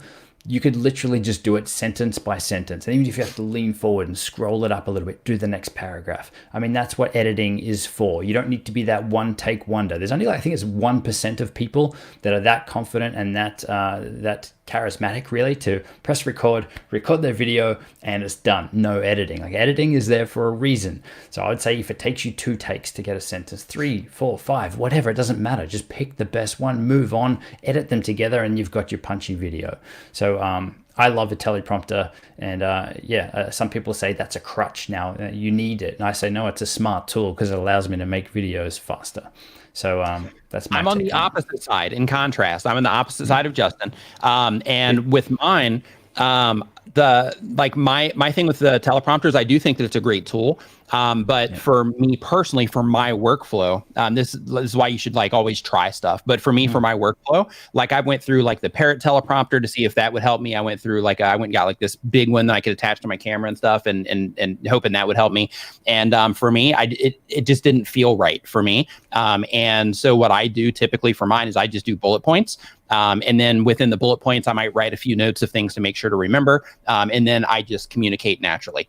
Like Justin was talking about though at the beginning, I will write down, okay, I got to make sure that I say this particular hook in the beginning, because that hook is like, that's the most important part of the video. Because like that hook is going to determine like if people are actually going to stick around, if they're going to leave within the first like 15 seconds or not. So because of that, I will spend time on making sure that I have a good hook when the video first starts, making sure that I'm, emotionally connecting in some way, or that I'm at the very least making sure that I'm, doing what Justin's talking about, to where I'm confirming that you clicked in the right place, and then I'm going to show you how to do X, Y, Z, and we're starting right now type of thing.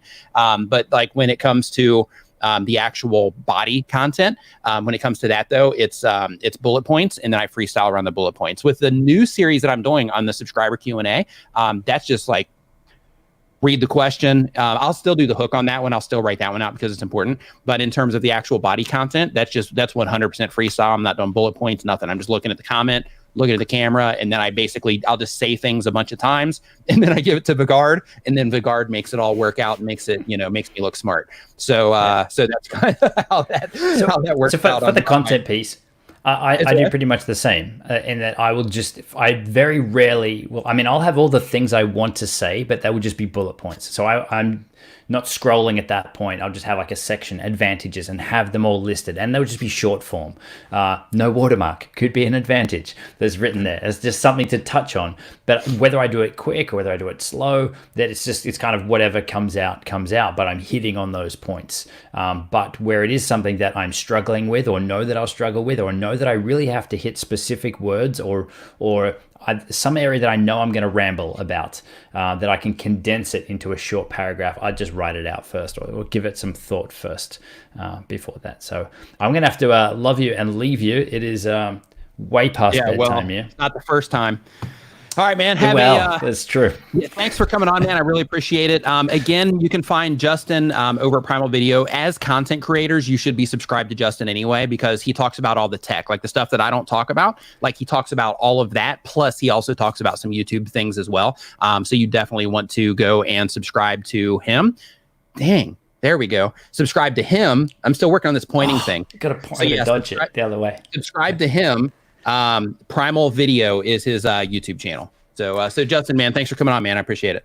Thank you very much. I want to see like these super chats. They're good. We're seeing a few come through, but there's a lot of people on here. At least some thumbs up on this video.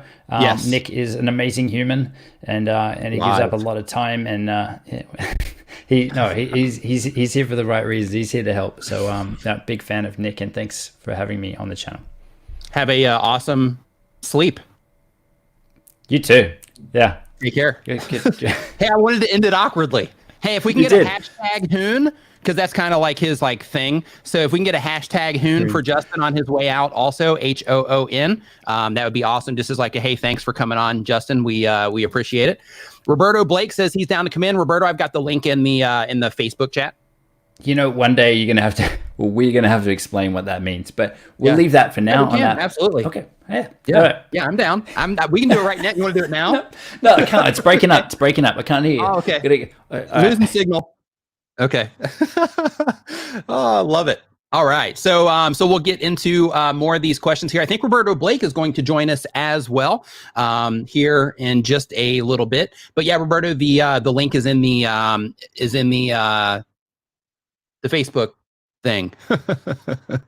So let's see here. Next up, we've got Brilliant Digital saying, oh, we've already got that one. I hope that answered your question there, Brilliant Digital. So Brilliant Digital, I actually looked at his channel. He's in the Facebook, or I'm sorry, in our subreddit. I've got a link. If you're a Reddit user, I have a link to our subreddit down in the description. We just had a Feedback Friday. And basically the idea there is to where you post a link to your channel, and then, people go in and they can give you tips on the channel based on a few, qualifying criteria. But basically I went in and I looked at his personally, and I looked at a couple more. I've got my notes for them, but I'll be dropping those in there probably tomorrow as well. So just wanted to thank you for participating in the group. And I wanted to thank you for actually being the first to actually drop the link in there. Okay, so next up, we've got Cox CPT. Says, do live streams help watch time or boost your channel at all? So when it comes to live streams, again, it's important to think about, are you making content for the replay? Are you making content for the sake of, the hangout with the community? In terms of it boosting the channel, in terms of the community side, absolutely. Because you have those people that will come in and hang out, when you are doing live streams on a regular basis, which does help, with watch time for that stream and things like that. But if you're not having anybody join, it doesn't do you any benefit whatsoever. But as long as you have people actually hanging out, participating, then absolutely, you're getting watch time for those live streams and that sort of thing. And you're also just interacting and with the people that are, watching your videos. So, it's just cool on that sort of that side of things as well. Super chat. Michael Daniel says, hey, I love you guys. Justin is amazing. I watch a lot of his videos. Just like Nick, have to support you guys. Thank you, Michael. I appreciate it, man. Super chat. Gemini Gaming says small amounts for useful tips and playlists. Thank you. And Gemini Gaming again says, taking a break for uni exams till August. We'll be doing 8 uploads, 12 hours of live stream gaming, and 24-hour live streams for charity all week. Any comments? Yeah. So if you are taking a break, that's cool. If you're gonna do the uploads, that's okay as well. Like, I would go ahead and just batch create the content now so that you don't even have to think about it when you're doing your uploads. So, or when you're taking your exam. So create the content now, go ahead and get it queued up in YouTube so that all you have to do is press publish, and you don't have to spend a lot of time thinking about your channel during your exams. Welcome to the Niminati. Brilliant Digital, welcome to the channel membership. Next time you are on Facebook, look for Niminati VIP Facebook group. Just look for Niminati VIP, and that is a place where you can go and you can, if you have questions, you can do that. We have a great community over there where people are, just interacting and sharing their experiences as well. So, make sure next time you're on Facebook that you look for Niminati VIP. And I will add you probably tomorrow, because typically by the time I'm done with these streams, it's usually really late here. So I'll add you to the group tomorrow, but just make sure that you submit today. Fill out all the questions on the way in, because that's how I actually verify that people are members. Super chat. The camera guy says, wow, there's a lot of great stuff in the Facebook group. Thank you for the content. Have a drink, Nick. Yeah, my pleasure. Glad that you enjoyed it as well. Just added you in there today, as well as another person as well. So yeah, a lot of really good information in there. And also, if you are a channel member and you are in there, you're looking at the group and you're participating, make sure that that you're also, like, when you see other people's posts, if you're slightly interested in the thing that they're talking about, in some of the posts that require like a longer answer, there's a lot of really good insights being shared in the comments as well, for some of the answers that are given there. Super chat. Gemini Gaming says, should they live stream with only 47 subscribers on the YouTube channel? I would personally wait a little bit. And the reason I would wait a little bit is so that when you do go live, that you can have some people coming in and hanging out. Like, I would try to get to, at least a couple of hundred first, maybe 200 or 300, so that you can have some people, come in and hang out. Ladies and gentlemen, the Sith Lord of YouTube is here to join us today. Roberto Blake in the house. What is up, Roberto? Nice to see you here as well. Hope that you are doing fantastic, that you're staying safe over there in the ATL. Thank you, Nick. Good morning, Nick. Good morning, YouTube. Nice. How's life treating you? Well, tomorrow's my birthday. Oh, happy birthday. So I'll be 30. Can we get a hashtag happy birthday, Roberto? Nice. Yep. Yeah, happy birthday, man. Yep. So Good. Tomorrow is the big day, and it's also Father's Day. So happy Father's Day to all the fathers out there. Happy Father's Day, y'all. And I didn't know that one either. Yeah, and so tomorrow I'm probably going to do a birthday bash stream. I'll probably do it in the morning, get out of the way so that I can just spend the rest of the day celebrating. But yeah, so I actually don't feel bad or awkward about turning 36 and getting closer to 40. It's like I'm actually pretty good with it. Yeah, it's good, man. You know what? There's a lot of people that that don't even get that option. So that's a fun thing that I think about, people that, that complain about getting older, is it's like, hey, man, a lot of people didn't even get the opportunity. Right. Yeah. So every day, every year that passes, it's like, oh, man, getting old. But then it's like, what's the alternative? I'll take it. You know what I mean? Like, I'll take the getting old part. So, yeah, it's good. Definitely beats the alternative. Yeah, no, I mean it is. I mean, I used to beat myself up so much, dude, about like milestones, about like, oh, I haven't done this in life. I'm not here yet. I'm not, you know, the list, the arbitrary list. I think people do the same thing with YouTube. They're like, oh, I don't have this yet. I don't have this yet. It's like it's all in due time. It's all in due time. Absolutely. Professor Nez in the house. What's up, dude? Nice to see you swinging by. Hope that you are well as well. So the next question that we have on our list is from MFS1 Pump. And MFS1 Pump says that they do gaming, and the goal is to help people through the COVID and for fun, and says, how do I upload more but still make my videos look good? Comes with practice. So basically, if you are uploading your content and, you know, it's just not working out for you yet, in terms of like, you know, like I'm just trying to upload too much, the content, you know, doesn't look that great. One, you might be surprised that people might not even care that much because you're being critical. But on the other side, you know, it takes practice. You know, it takes time to, you know, to get your workflow together and figure out the best processes in order to do things. It just takes time. So, you know, just keep going through the process and keep trying to fine tune your process, and you will get there. You'll get there, you know, relatively quick. And just focus on your prep work. If you just do more prep work and you refine your process, you'll find that quantity doesn't affect quality once you have a really refined process. Because if you know how your audio, your streaming graphics, if you are very comfortable, if you know you can do it with your eyes closed, like Nick with his like whole board with the Rodecaster. You know, it's if you get your process down, guys, if you just practice, quantity doesn't affect quality except for in your energy and your performance. So then just, you know, manage that and you'll be fine. Boom. Super chat. Ashton Regis says, editing the 104 Premiere Pro tutorials, learned so much through the process, applying the thumbnail tips you and Roberto gave. If you haven't watched Roberto's 100 crappy videos, see what it takes to succeed on YouTube. Absolutely. Yeah. Absolutely. It's a great video. Next up, we have Pox CPG. Welcome to the Niminati. Welcome to the Niminati. Welcome to channel membership. Next time you're on Facebook, make sure you look for Niminati VIP Facebook group. Fill out all the questions on the way in because that's how I verify. Also, make sure that you check the community feed here as well on YouTube because there's some members-only things in there for you as well. Super and Gemini chat. Gaming says, happy birthday. Are you using your headset mic, Roberto? Was the question. There's no headset mic. This is just ears headphones. and Blue Yeti. All right. So the next question that we have here on the list is from Ignitement. That's clever. Says that the channel is self-discovery through intuitive development. And the goal of the channel is to provide a fresh and fun perspective on personal development. That's cool. And the question is, as a new channel, I get very few impressions per video and therefore very few views. My CTR and retention are all above average compared to top tip videos I've seen. I've optimized. Do you have access? Like you would need to have access in order to be able to see the CTR and the average view duration compared to the other videos that you're comparing yourself against. So you would need access for that. But I've optimized Unless well. people are just telling them, yeah. Yeah, unless people are telling them. Let's see here. I've optimized well for search based on TubeBuddy's weighted scores. I have also gotten great feedback from few people that do watch. I know it takes patience, which I have, but I would love any other thoughts related to increasing impressions you have aside from CTR, retention, and search. So when it comes to your CTR, it's important to make sure that you are considering the amount of impressions that you have to give you that CTR. So as an example, if you have 100 impressions or 1,000 impressions, like a 5 isn't anything like fantastic, right? But if you have, you know, 1 million or 2 million or 5 million impressions or something like that, then having a 5 and being able to maintain a 5 is actually, you know, decent.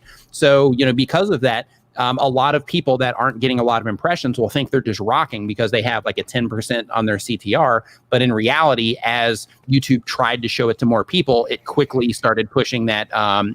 People quickly started responding to it, which then caused YouTube to stop giving you impressions. And it's not always just the CTR. So for example, like your CTR might be okay, but then once people actually hit your video, then in that situation, if they're not sticking around for that at scale, then in that situation, YouTube's going to stop showing it to people as well. They might try it again later. You know, they might try showing it to people later. They might find the right audience for it later. But the reason that you're dealing with low impressions now is because when YouTube shows your videos to people, they're not responding to those videos. So one thing that you always have to consider, and this is why it's so important to be very, I don't know if vigilant's the right word, but very focused when you are right when you're starting your YouTube channel on the specific type of content that you're putting out and things like that, because it's really important. What you're looking for is diligent. Yeah. Diligent. Yeah, that works. But basically like what you're doing is you're you need to make sure that you are getting your content in front of the right people by packaging your content in the right way from the outside before they even click into the video. And you got to make sure that you're making decent content as well, because the more that you put out content that doesn't get a response, the harder it's going to be to get that ball rolling for you. So because of that, you need to make sure that you're practicing, but you're also paying really close attention to making sure that you're, targeting a specific group of people or specific, ideal viewer, that you need to pay really close attention to your stats and how people are responding. Instead of just looking at your numbers and saying like, hey, I'm getting a great CTR and a great audience retention, start thinking like, okay, at scale, how's this looking? Look in your retention. In your audience retention report, you'll see your absolute audience retention, and they just call it audience retention now. But then if you click that, you have a drop down to where they'll actually show you how you compare against other videos on the platform, of videos of the similar length as well. And in a lot of cases, you might see that your video is competitive. In that case, then you're doing okay. But in a lot of cases, you might also see that you are actually below average, which means that you have some work that you need to do on the video side as well. Anything to stack on that, Roberto? I would say in the specific case of personal development that there are key figures that exist in personal development that people know about. They don't know about you. They don't know who you are.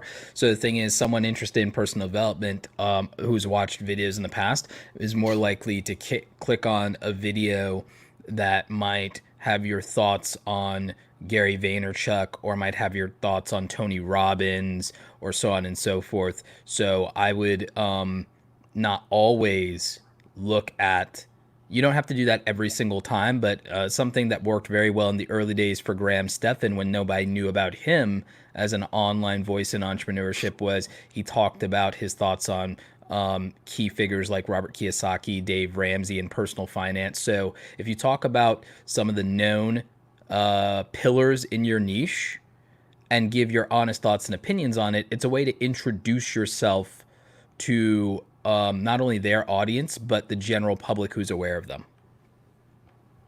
Boom.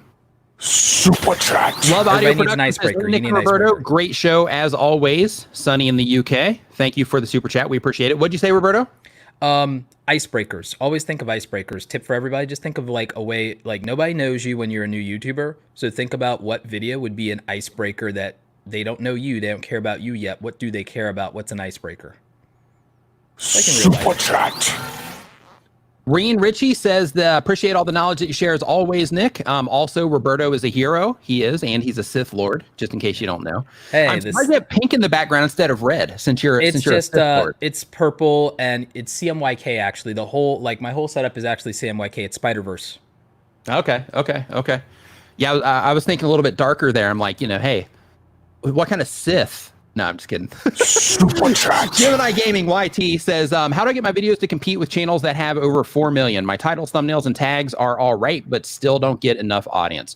So basically, what you need to think about is you need to think about, one, learning your content enough to where you can just keep growing your channel instead of necessarily like, hey, I'm going directly against these other channels that have this huge content library and all of that. Because some things that you have working against you is, I don't know how many videos that you have on your YouTube channel, but I'm going to guess, if you're asking this question, let's say that you have 100 videos on your YouTube channel. Well, you're going against somebody with 4 million subscribers that probably has like, I don't know, anywhere from 500 to 3,000 or more videos on their YouTube channel. So basically, your ability to compete on that side of things is going to be pretty difficult. So because of that, it's important to make sure that that you're competing more against yourself than anything, because by competing against yourself, you're focused on improving everything it is that you do. It's important to be mindful of what's happening in your space and to see the different things that other people are doing and analyze what other people are doing so that you can think, hey, can I apply that to what it is that I'm doing to make my stuff better? Also, it's important to look at other channels that are successful because they have figured this stuff out over time and they figured out formulas that work for them. And so in some cases, you can apply those. It might be an editing style. It might be the structure of the video, that sort of thing. It might be the specific topics that they approach compared to other topics that you're approaching, that sort of thing. But it's important to make sure that you're analyzing the other people. But the real win is by focusing on what's happening on your channel and trying to improve what it is that you're doing, because even though they have 4 million subscribers doesn't necessarily mean that YouTube is showing you to the same exact people that they're showing them to. So you have to make sure that the people that YouTube is showing your content to are responding to the content that you're making, because that other channel isn't going to have a bearing on what it is that you're doing. If you make awesome content and people come in and they enjoy your content, then right out of the gate, you're competing, right? Then you are competing with those bigger channels, and you are doing well if you are able to get people to click on your videos at a fair rate, and you're able to keep them watching your videos for a fair rate, and you're able to convince them to subscribe to your channel. You are competing with them already, and you're already doing well. You just don't have that backlog of content to make it, and the time on platform to make it seem like you're doing as well as they are. Roberto, thought? I don't believe in competing with big YouTubers. And I think that if you think you're competing with big YouTubers and you're playing the woe is me, I'm a small YouTuber, woe is me, how do I compete with these people with 4 million subscribers and everything like that? You have to understand that. And if you are complaining that YouTube is saturated, first of all, YouTube in no niche is saturated with some abundance of quality content that's insurmountable to the point to where people don't want more quality content. So that's number one. Number two, I would never compete with Markiplier or PewDiePie if I went into gaming. If I went into gaming, and I would never do generic Let's Play videos and think that I deserve an audience just because I want to play video games and I want to have people watch me. I would do something unique, and I would do something different by combining formats. One of the reasons YouTube gaming was saturated and there were big people already when PewDiePie showed up. Like he didn't compete. He combined memes and humor and dank comedy, and now that's like a staple, but it was innovative when he did it. I mean, I'll tell you the truth. If I was going to go into YouTube gaming today, I might do it very differently, either by going into the lore of a specific video that has storytelling elements, or I might do video essays in the gaming niche and use the gameplay to do the cinematography of the video essay, or I would consider combining vlogs with gaming and Let's Play and combining skits with it and doing that, because guess what? That's challenging. It's challenging, it's exceptional, it's hard to do, but it also plays to the culture and it shows what it's like, meaning that I might do something like literally build out, like say, hey guys, I would do something like, hey guys, I'm gonna go and I'm going to try and collect the original, all of the original Pokemon generations, like all of the old games, I'm gonna go to flea markets, I'm gonna go to pawn shops, and I would vlog it, and then that would be how I also review like the game. I'd film the vlog of hunting down the original Pokemon Red and Blue, and then do a nostalgic review of, okay, why these games still hold up, or do they still hold up? I would make a show around that because it'd be different, it'd be weird, it'd be worth talking about, it'd be worth somebody saying, hey, this is something different than what we normally get on YouTube, or hey, I'm an old fan of this, I don't know who this guy is, but I'm an old school fan of Pokemon, and this was like the game me and my brother and sister played, or blah, blah, blah. You see what I'm saying, Nick? I would find a way to, I would stop worrying about who's already relevant, and I would make myself relevant by doing something cool and weird and exceptional, and I would stop being a damn copycat. Boom. Drop that one. So next up we have Super chat. Tox CPT says, I'm a gaming channel. I heard that videos 10 minutes do better. Is that true? How long should my videos be? In my opinion, I think that your videos should be as long as they need to be for your audience to get the value that they need out of the content that you have. So just because you hear that people, the videos do better that are 10 minutes, the idea behind that is typically if a video is longer, then people will watch for a longer period of time. But if you can't get people to watch for a longer period of time, it's not going to do you any good whatsoever to make a longer video. So first, start making sure that that you can keep people watching, and then once you keep people watching, then start experimenting with making longer videos. Now, when it comes to making longer videos, one of the wins with longer videos is that they do allow you to add additional ad placements and things like that, so you can make more money with longer videos if you're already in the partner program. But in terms of video performance, and like the reason that those videos will do better is if you can get people to watch for that longer period of time, then you're accumulating more watch time for every person that comes in, which basically adds up really quick when it comes to how much watch time that you're generating per impression for the people that are clicking on your videos. Any thoughts, Roberto? Also, if you're just starting out, super long videos aren't great necessarily because you need a low barrier to entry to introduce yourself to people, and giving them value that's short, sweet, simple, to the point is a good way to introduce yourself to them and to build up to depth. Also, when you're just starting out, you may not know what to say, or you may not be super comfortable on camera, so you don't want to drag that out longer than necessary and then be awkward or not energetic, run yourself down. I know that you and I, Nick, when we first started doing videos, one of the hardest things was sitting under those hot lights for a long time and not sweating or getting awkward or your mouth getting dry and making the videos, right? So when you are just starting out, doing the best you can might be a matter of being concise. Brevity has value in and of itself.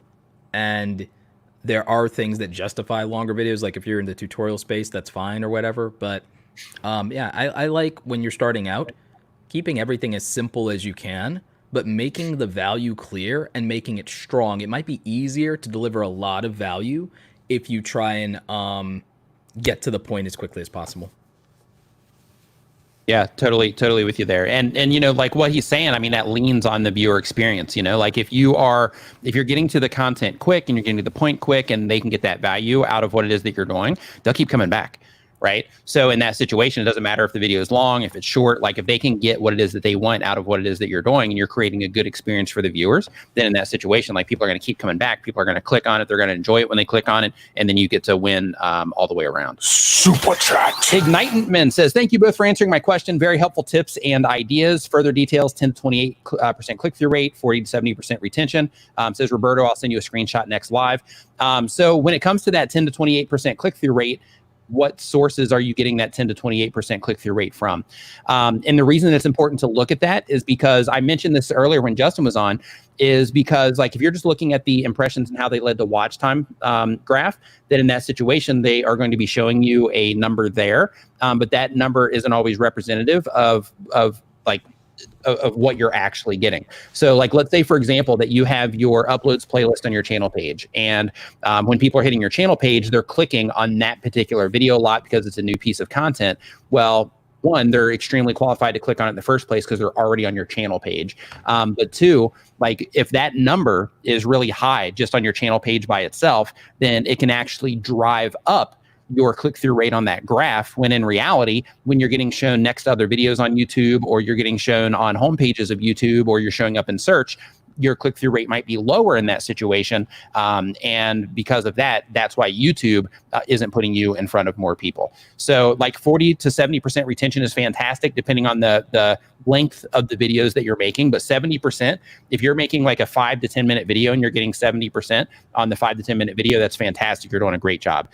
If your videos are like 3 minutes long and you're getting like a 40%, then that's not really that great. Even a 5 minute video with 40% isn't like fantastic if you're not getting a lot of views on it. So the 70 is good. 70 is always good, right? So that's always good, as long as your videos are like 5 to 10 minutes long or more. But in terms of the click-through rate, make sure that you're also looking to see exactly where that click-through rate is coming from, so that you can make sure that you're accurately gauging the click-through rate that you're getting. Next up that we have another one here. I got to refresh the page for it. Roberto, do you have any additional thoughts on that one? No, I think you got it. Okay. The next one is from... Waiting for the thing to load here.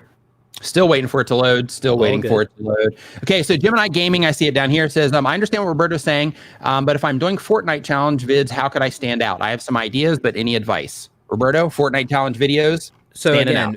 Fortnite challenge videos, if you're not getting enough standing out, because again, you may not be the best player in Fortnite. And then sometimes the challenge kind of videos could be interesting if it's something really absurd, right? Because then you don't need to be the best. It's just, is it possible to do that? Like when the new Star Wars game came out, and you had Vader as the hidden final boss, like people were like, okay, well, is it possible to even beat him? So someone like literally fighting Darth Vader 100 times, like challenge, like, because they kept trying to find every way possible to see if there's any glitch or any way to exploit beating him, because he's supposed to be an unbeatable boss, because you're supposed to run away.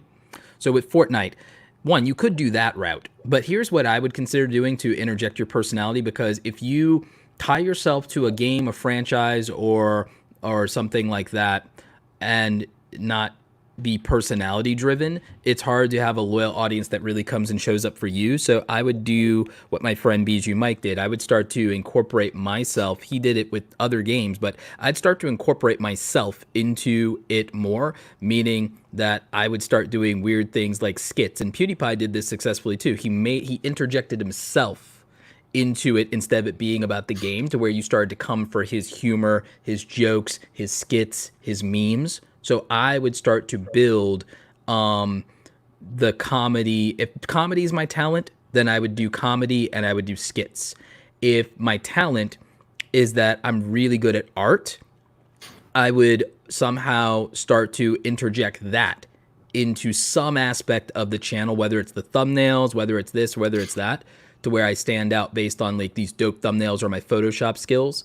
If you are really good with After Effects or something like that, I would incorporate that with overlays and this thing and that thing, or I would use whatever my talent is if I said I wanted to step out. And if I don't have skills, I would find some. If you want to stand out, step up. Step up. There's no reason to watch you versus Denver Guy or versus Ninja or Tfue or Summit or whoever if you're not the best in terms of playing the game, unless you're the funniest person playing the game, or you're the most creative or weird person playing the game, or you're the There's unique angles too. You need something. Like the Scold Zone, for example. Yeah. Like the Scold Zone, basically what he does is he takes games and then he goes through and he breaks down like the science and physics and all that stuff behind. Yeah, you need a gimmick of some kind. I hate the word gimmick, but that's the easiest thing for people to understand is if you can't do that, then be the analyst, be the scientist of Fortnite. It's like the battle analytics, or be the death battle of Fortnite and have this weird thing and go into character lore and like who would really win in a thing that, or the science of Fortnite kind of thing, like again, like deadliest weapons, top 10, blah blah blah blah blah. Like and right now too, I don't know if everybody's seeing this because I'm not familiar enough with the game, but from my what I'm experiencing, he raps. Oh god, with Fortnite is that they just had an update to where now instead of it being where you're just running around with a little bit of water, the entire game is flooded. And then they changed the henchman house thing in the middle and all of that stuff. So what I'm doing as somebody that actually plays Fortnite is right now what I'm looking for when I'm on YouTube is I'm looking for information on where I can find good guns right now, and where inside of the henchman houses are the guns, and all the changes that have taken place. I'm looking for that type of content right now. So making that type of content when they make big updates like that is also a way that you can leverage the actual trend of that change in order to be able to get yourself in front of more people. Gemini says he raps. If I had the talent of rapping, and rap with video games is an instant win, and probably nobody in Fortnite's doing that, I probably change my gaming handle to from Gemini Gaming to Gemini Gaming Raps, maybe, to be honest with you. And I would start to incorporate. You could go broad. You could take an epic rap battles of history approach and just go broad and have it like gaming raps or rap gaming. Exactly. That's my point. It's that I would definitely look at doing that. And I would all right, so here's the angle that I think maybe for someone like you, Gemini Gaming, is you have the skills for rap, and you obviously love the rap and hip hop culture. I would tie that into gaming, and I would start to do the intersectionality of rap and hip hop. You get a whole new audience that way, and you have a whole new angle, and no one can compete with you. No one can compete. Markiplier is not going to challenge you to a rap battle, and if he does, it's great for you. So I would just use your unique angle. See, that's what I mean about a unique skill or something you can interject into the culture. Because I mean, can you imagine though if you have these epic freaking Fortnite raps or these epic gaming raps and everything like that, and how the fans of those games will just keep replaying your stuff and the replay value? That's insane. You need an anthem is what you need. You need a Fortnite anthem so people can listen to it and get pumped up before they play the game, so that every time they sit down to play Fortnite, they think of your anthem every single time it loads. I've listened to Waluigi versus Smash part 2 50 times this week, man. About that Waluigi. What's your deal with Waluigi? I love that rap. It's so. I haven't heard it. I'm not sure what you're. I'm not sure. I'm gonna hit you with the link later, but it's so good. Nice. Nice. Yeah, I'll be looking forward to that. Super chat. Osmo says, what's the number one thing a new vlog YouTuber must do in your opinion? In my opinion, it is learn how to read your stats, because your stats are the keys to the kingdom. They'll teach you everything it is that you need to know about YouTube, because what YouTube cares about is the experience that the viewers are having when they're interacting with your content. And the only thing that you have that tells you how people like really care about what it is that you're doing is your stats. So because of that, my thing would be, the number one thing would be to learn your analytics.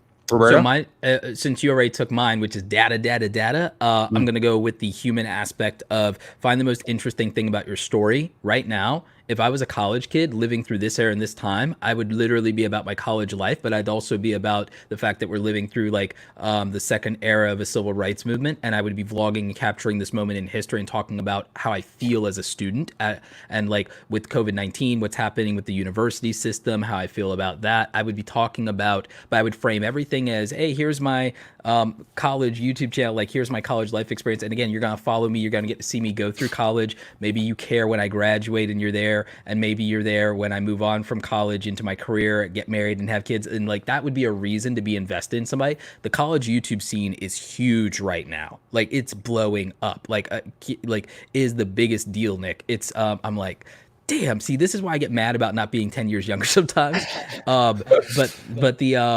But it's a huge thing, but it's also the most interesting aspect of a 20-something-year-old's life is usually the college years and the college experience from an outsider looking in perspective. So if you're going to vlog, think about whatever the most interesting thing about your life and your lifestyle is, and you're not making a vlog channel, you're really making a lifestyle channel. You're making a lifestyle channel. You're using the vlog format. So figure out what is the identity of your lifestyle. Is it college student? Is it single parent? Is it new entrepreneur? Is it, is it new couple? Is it van life? What is your storyline here? What is your character arc? Figure that out and then document it. Super chat. Gaming Pig, thank you for the super sticker. That's still up there. I'm not sure because I just pulled that from StreamYard. And Gemini Gaming, or we'll just call you Gaming Rapper, says, man, you guys are literally awesome. If both of you go for prime minister or president, you got my vote. All right. Emperor of the Galaxy. Yep. Emperor of the Galaxy. Yeah. I'd vote for you, Roberto. Salt Lake City says Niman / Blake for president 2020. Yeah, I'm down. Definitely down. We couldn't do any worse. Yeah, we're running. Huh? We couldn't do any worse, right? Oh, so good. All right, so now I'm going to jump back into the forum here to pull up some more questions. We've got Plush Gamers. Plush Gamers says that they have a gaming and entertainment channel. The goal of the channel says that I want to make funny videos to brighten up people's days and make money off of them someday. I overall enjoy doing it. The question is, you guys always talk about intriguing thumbnails. For my thumbnails, I may zoom up on a funny freeze frame in a gaming video and use that. I make the title funny as well. Is that a good idea? So you're going to find out if that's a good idea. And this is one of the important things about learning your analytics, is you're going to quickly be able to identify things that work and things that don't work by using your analytics. So experiment with it, and you're going to quickly be able to find out if that's something that you should continue doing or not. The Rad Brad does that. He's an OG YouTube gamer, and all he does is he finds the most interesting screen grab of the scene in that part of the game, and then puts the name of the game and then whatever part it is, and it works for him. And it's like, and the thing is, even if you've never watched him, but you're into the game or the game just came out, boom, he's got you. Nice. Super chat. Coach Plugged In says, how to best use TubeBuddy if you only have an iPad. I haven't tried. I've never tried I've never used TubeBuddy on my iPad before. Same. I don't know if you use Chrome in desktop mode. Can you add extensions to it?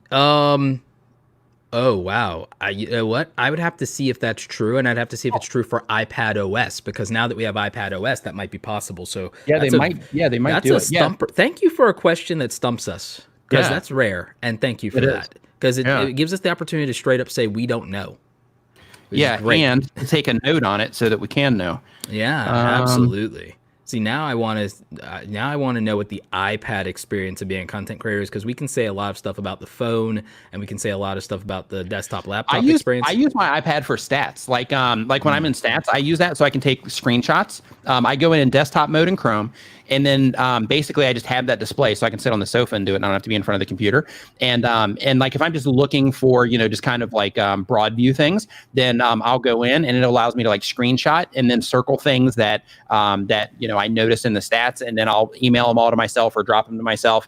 And then I can, explore later on the computer if I choose to on the specific things. But for me personally, I love using it just to, dig around in stats in desktop mode. D Nimmin in the house. What's up, dude? Hope that you are doing well. He says, use Firefox and you can install the plugin. Boom. So D knows this one already. That's a bonus of having somebody that focuses on mobile content creation. Yeah. So D says that if you use Firefox, you can install the plugin inside of your iPad. So there you go. Boom. For the win. Thanks, D. All right. Someone wants me to drop a freestyle. All right, go. What can I do? What can I... I'm down to clown. I'll take the crown. I'll beat you down. Something like that. I have to figure it out. No, wait. I'm down to clown. I'm down to clown. I'll take the crown. Welcome to the epic beatdown. And that's how I would have to start that one. And then I'd have to really go into how... Good, ramping up the cadence right there with the epic beatdown. Yeah, it's good. It's good. Love it. Next up on our list, I want to give an applause there for the freestyle. The crowd loves it. Crowd's going wild. Crowd's going nuts. They love it. Osmo says, Super chat. what is the most important stat in your YouTube analytics? I wouldn't say that it's one. I would say the main things that you need to be focusing on are where your traffic is coming from, your click-through rate, and your audience retention. Your click-through rate and your audience retention are extremely important because that tells you how viewers are responding to what it is that you're doing. Knowing where your traffic comes from is letting you know how YouTube is treating your content, where it is that it's showing up on the platform, and where you're actually getting your views from. And with your click-through rate and your audience retention, you also should be looking at that at the traffic source level as well, because then that tells you from each traffic source that you're getting those views from, how people are responding from each of those traffic sources as well. So you can notice, hey, if I'm trying to get more suggested traffic, then I need to make sure that I'm improving here. If I'm trying to get on more home pages, I need to make sure I'm improving here. If I'm trying to pull in more search traffic, then I need to make sure that I'm improving for search traffic. Yeah, all right, so I would say metrics are tied to also specific goals. So like always keep that in mind. And also one metric that we overlook is there is a way to see which particular videos in YouTube advanced mode, which particular videos drove the most subscribers in a period of time. That way you could isolate that topic and say, all right, this is the topic that's growing my overall audience, and it may or may not have a correlation how many views it gets. Super chat. ASMR Dream More says, please whisper something. Okay. Make more content. That's good. Yeah, that's Roberto's. Let's see here. ASMR Dream More. It's important to make sure that you are paying attention to your YouTube analytics. And I added a little bit of scratching there too as a bonus. Nice. Super chat. S. Delaney Alexander MSW says, how can I translate my videos into other languages? So there's services for that. You can use services like rev.com as an example of one, but there's others as well. But you can use rev.com for that. You can also go the old-fashioned way to where you just do it through Google Translate. The translations might not be 100% accurate, but that is one way that you could do it if you want to. In addition to that, if you know that viewers are coming from a specific location and they're watching your videos for that, and you want to make sure that you're translating your content for them, then you actually, if you look at my video description, you'll see it. I don't think it's in this because I don't do it for the live streams because they are very long, but in all of my video descriptions, you'll see that I have an option for where people can click to add community contributions to translations and subtitles and all that stuff. So I recommend that you add that to your video description as well, so that your community can actually translate, the content that's important to them as well. Super chat. Poison Dart Gaming says, if I do a budget stream equipment reviews for one video and then live stream a day after using the budget equipment, is it worth doing, or should I just do the reviews? It's your call. right? Like mess with them both and see how your audience responds. So if you have like if you have the budget stream review and then you do a live stream and you just talk more about that, some people are going to want the live experience. Some people are going to be able to, like, they're going to want to be able to ask you questions and say, oh, well, if you hit this button, what does it do? Hey, could you go into the menu so I could see what that looks like? Some people are going to enjoy that, to where some people, they just want to see the actual review and move on without all the, deep details and things like that. So I would definitely experiment with your audience and see, what it is that they actually want out of you. And you might find that there's some people that only watch your video content. They don't care about your live streams. And then you might find that there's going to be some people that come in and they only care about the live streams because they like how you're, kind of doing the review or the overviews of the equipment when you are doing them in a live stream. Thoughts, Roberto? So the thing that I'll say is definitely pay attention to audience interaction in that, but then also think about what is long-term sustainable for you in terms of, there's a point where you could ramp up things to a point to where, all right, if you just need to do something, you want to do something, it won't meet the standards and conditions that you set expectations on. So just kind of keep that in mind. Sometimes less is more. Totally.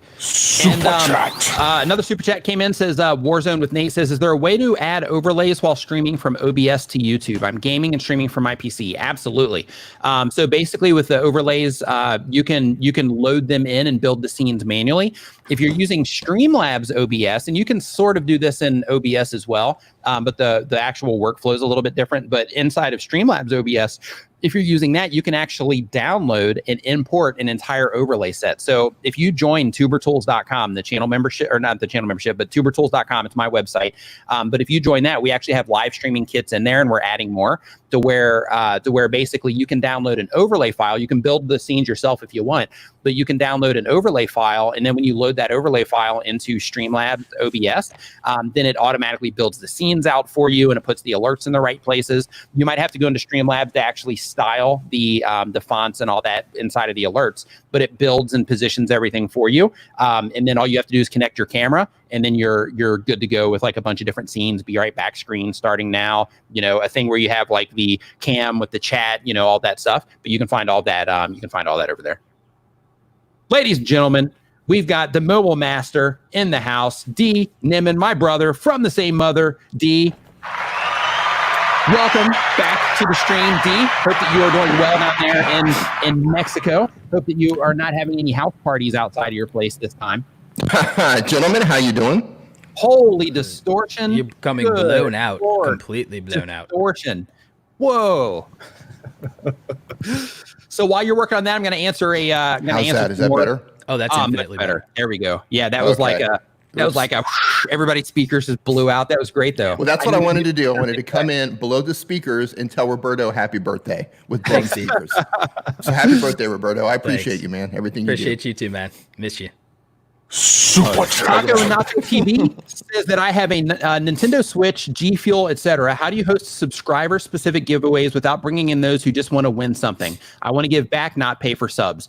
So don't announce your live stream, or don't announce the giveaway. If you're doing it for the sake, like if you're giving for the sake of giving back, then in that situation, just give. Like in your actual video itself, just talk about, what it is that you're doing, and then let them know that the giveaway is there in the actual video. If you package it from the outside as a giveaway, then people are going to come in. They don't care about your content. They just want what it is that you're giving away.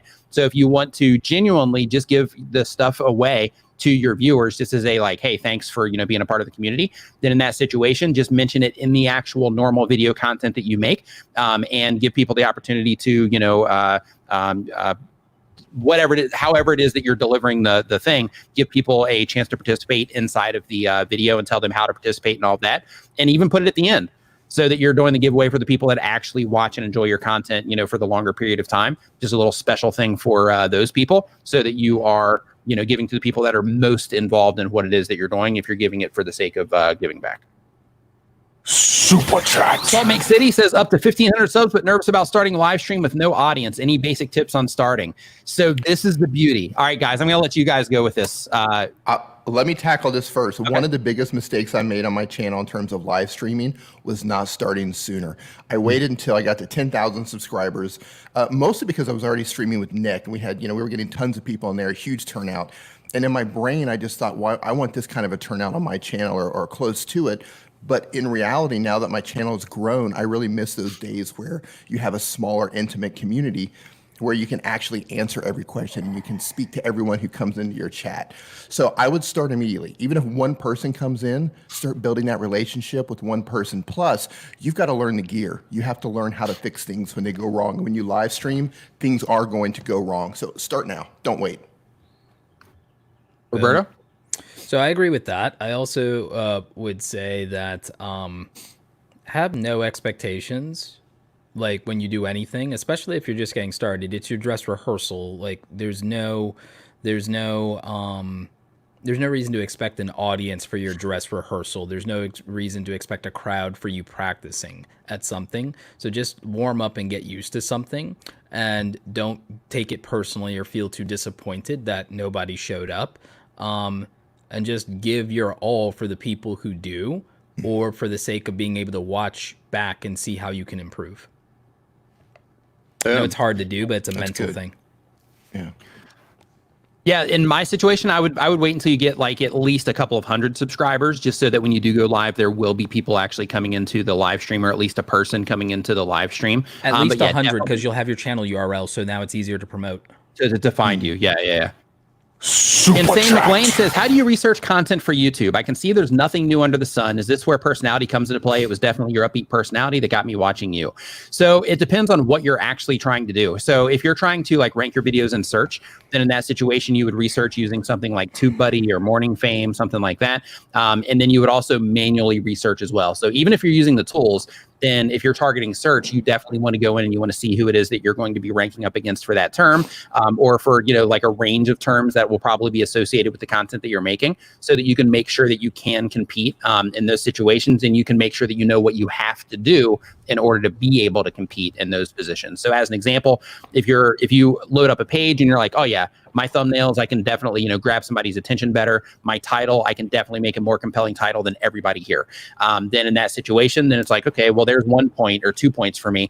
So now the next thing you got to do is you got to watch some videos from the other people that you're going to be ranking against and think, okay, can I make a better video? How long are the videos that I'm competing up against? If I'm going against everybody that has 10-minute videos, then in that situation, I need to either come up with a really clever gimmick for what it is that I'm doing that would get people to click on mine more, or I need to make videos that are at least a similar length and hope that I'm able to keep people watching for at least as long as those people are keeping people watching as well, so that I can hopefully end up ranking, somewhere near, the top of the page for those particular terms that you're going after.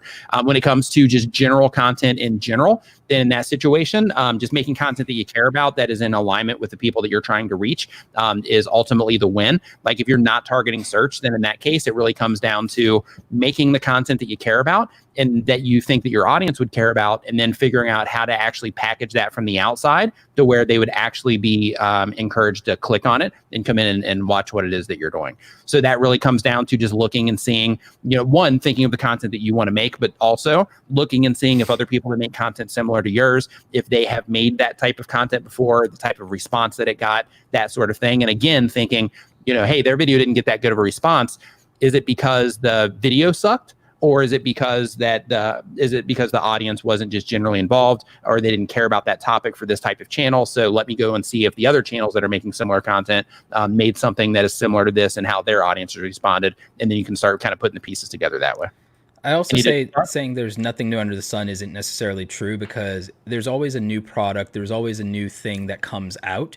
And so if something new comes out in your niche, reviewing it and being one of the first people reviewing it, or even sometimes being the best person to review it if you're not first, sometimes you don't have to be first. Sometimes you can just be more thorough. Primary example, I'm not going to be the first person to review this Sony ZV-1 camera on YouTube, but I'm about to drop a video soon that is going to be about my thoughts and like the truth about whether or not this is in fact the best YouTube vlogging camera. And I'm going to use it in a few scenarios that we don't have a lot of details on. And then on my Creator Gear Guide channel, because everyone does a one and done on their main YouTube channel and moves on to the next product, on my Creator Gear Guide channel, I'm launching that channel with this camera as my main review, and I'm going to do more reviews of it because everyone does a one and done. I'll get to do the 2-week review, the 1-month review, the later, because I actually bought it instead of just having a review unit. You see what I'm saying? There's always another angle. And then I'll also be able to compare it to other budget cameras, because since this doesn't have a lens, I'm going to compare it to the Canon SL3 that came out recently and the Canon M50, which is now a YouTube staple. So it's a camera that people know, and then I can do the reviews of those cameras and et cetera, et cetera, et cetera, and all my other gear that I already have. So it's not always about nothing new under the sun. It's, can you reintroduce it in a new way? And then forget new under the sun. There are people who still haven't had exposure to something, so it's new to them. It's new to them. Everyone needs to get over everything's saturated. Oh, there's nothing new, and if I'm not first, then I'm the worst. It's like, get over it. There's not first, you're the worst. Yeah, Love it. like people have this thing that they If you're not internalize. first, you're last. Yeah, first or last. Yeah. Ricky But Bobby. you know what? But if you're not first, be best. If you're not first, be best. John Yeah, Redinger or does come it. with like a unique angle, or something like that. So there's definitely content that people repeat on a regular basis on YouTube, and people will look at other channels and they'll be like, hey, they made a video like this, I'll make a video like this, and that's kind of the approach, which is fine. But there are things that you can do. Like, for example, like with our content, like in our space, most of us make the same exact videos. So because like we make those videos because that's the stuff that people like care about, right?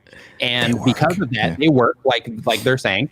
And because of that also, like, because that something is going to work, it's easy to default to the things that work, which makes coming up with like new ideas challenging. So when you do come up with something new, it's like, sweet, you come up with something new. And this happens to all of us from every angle. Like when you do come up with something new and then other people in the space notice it works, then it's like, okay, well, now everybody's making that video. So then it becomes, not new anymore. And then you have to, keep going, and then you'll see somebody else come up with something new. And it's like, hey, worked for them. Let me make one of those and see how my audience responds. Right? So, it's like a never ending cycle, but you just have to think of, how can I do this in a better way? How can I come with a different angle? How can I, just approach it differently? Maybe somebody was really stern in their video. I'm going to come in, just a little bit more kind and comforting in mine, so that you can, attach so you can grab the audience that is, that responds to that approach. Yeah. I think in addition to what you guys both said, it also comes just down to personality. Like, you might not like how I review the same product that Roberto's going to review, right? You give us both the camera, and you might like, wow, Roberto just does this so much better. I like the way he explains it. I like the pace. I like, the speed that he talks. I like how he does everything. So personality and how each creator does it, that has a lot to do with it as well. And I still have people, and I know Roberto and Nick, you're the same way. Almost every day, somebody new will join the channel. They'll subscribe and they'll leave a comment and say, hey, can you show me how to do this? And I'm like, wait, yeah, I have 2 videos showing you how to do this. Yeah. So like, even though somebody subscribes to your own channel, they didn't see the video that you just released last month or 6 months ago. So people are continually coming onto the platform trying to figure out how to do things. And some people don't search. They don't search for stuff. Right. Yeah. And with that too, same exact thing happens to me. People will leave a comment on mine. Hey, will you make a video on how to get more views on YouTube? And I'm like, oh, they're new. Right. They've got to be new if they're asking me for that, for that particular video. So the next question that we have here on the list is from Mr. Vimtomelon. And Mr. Vimtomelon says that they are just looking for what works in terms of the channel they have. And the goal of the channel is to make videos that people like. Says, hey, Nick, it's been a month since I've uploaded and I'm stuck on what to do for my viewers. Okay, so if you are stuck on the content to upload, I have videos on my channel about how to come up with an unlimited amount of video ideas. Start there. And you start there so that you can, start to identify things that your audience cares about. So go, and if you just go to YouTube search and you look for Nick Nimmin unlimited video ideas, then you're going to come up with a handful of different videos. Some are just lists of video ideas. Others are actually taking you through the process of how you can identify unlimited amounts of video ideas for your space and for the audience that that you're getting put in front of. Blue-Eyed Tech says that, what's up, man? Says that they have a tech channel. The goal of the channel is to grow my audience and hopefully making a living on here.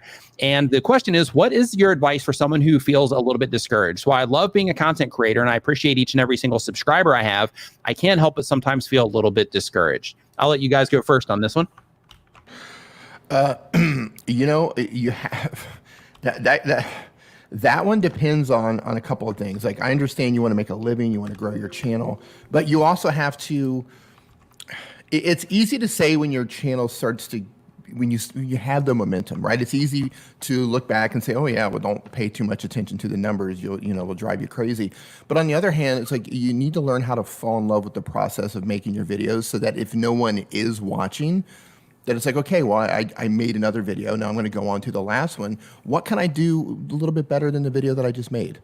I mean, every single person in here, I mean, Nick and Roberto, we come from just years and years and years and years of practice in one thing or another.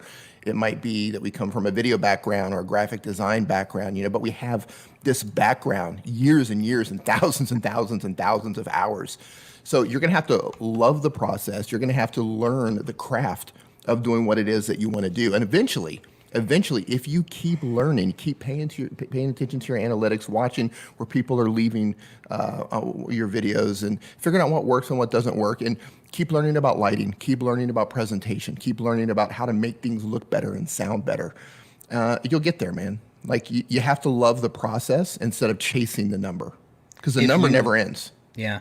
If your goal is to make a living on the internet, there are easier ways to do it than YouTube. So that's number one. There are faster ways to make money than YouTube if you want to make a living online. That's what my channel is all about, is how can you make things, market them, and monetize them. So if you're a creative person, there's unlimited money out there, and it's faster to make than being a YouTuber. Being a YouTuber is one of the slowest ways to make money, to be honest with you. It is a good momentum thing, and it can be valuable long term, especially in tech. Tech is one of the best, most profitable niches in YouTube. That being said, though, you can make money being a tech reviewer without YouTube. Andrew Edwards did it for a very long time, and he's like a legend in this space. He gets bigger brand deals than people with 1 million subscribers. So you don't need any of that.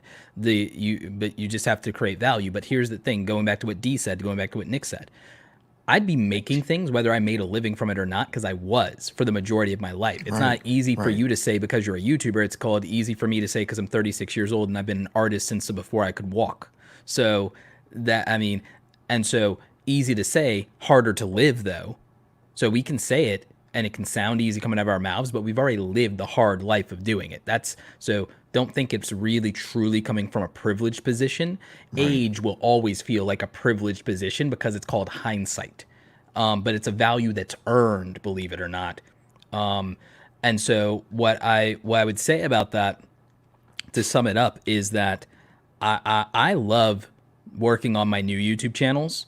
And I don't really get it. I don't get excited as much about the views as much about the process of making that new thing, because it's new again and it's exciting. My current main YouTube channel, I have to psychologically fight the perception of being a big YouTuber. I hate the judgment that you get and the perception you get for why aren't you a millionaire? Why don't you have this view to sub ratio? Blah, blah, blah, blah, blah. Every little thing is picked over when you're big because there's expectations and exceptions. But when you're small and you're starting out, everyone's rooting for you, and that's different. And that feels great. Even the few people, the handful of people having your back when you're on a new venture feels great. When you're successful and you have arrived and you've worked so hard for something, people nitpick at it and they try to pick it apart because you actually built something.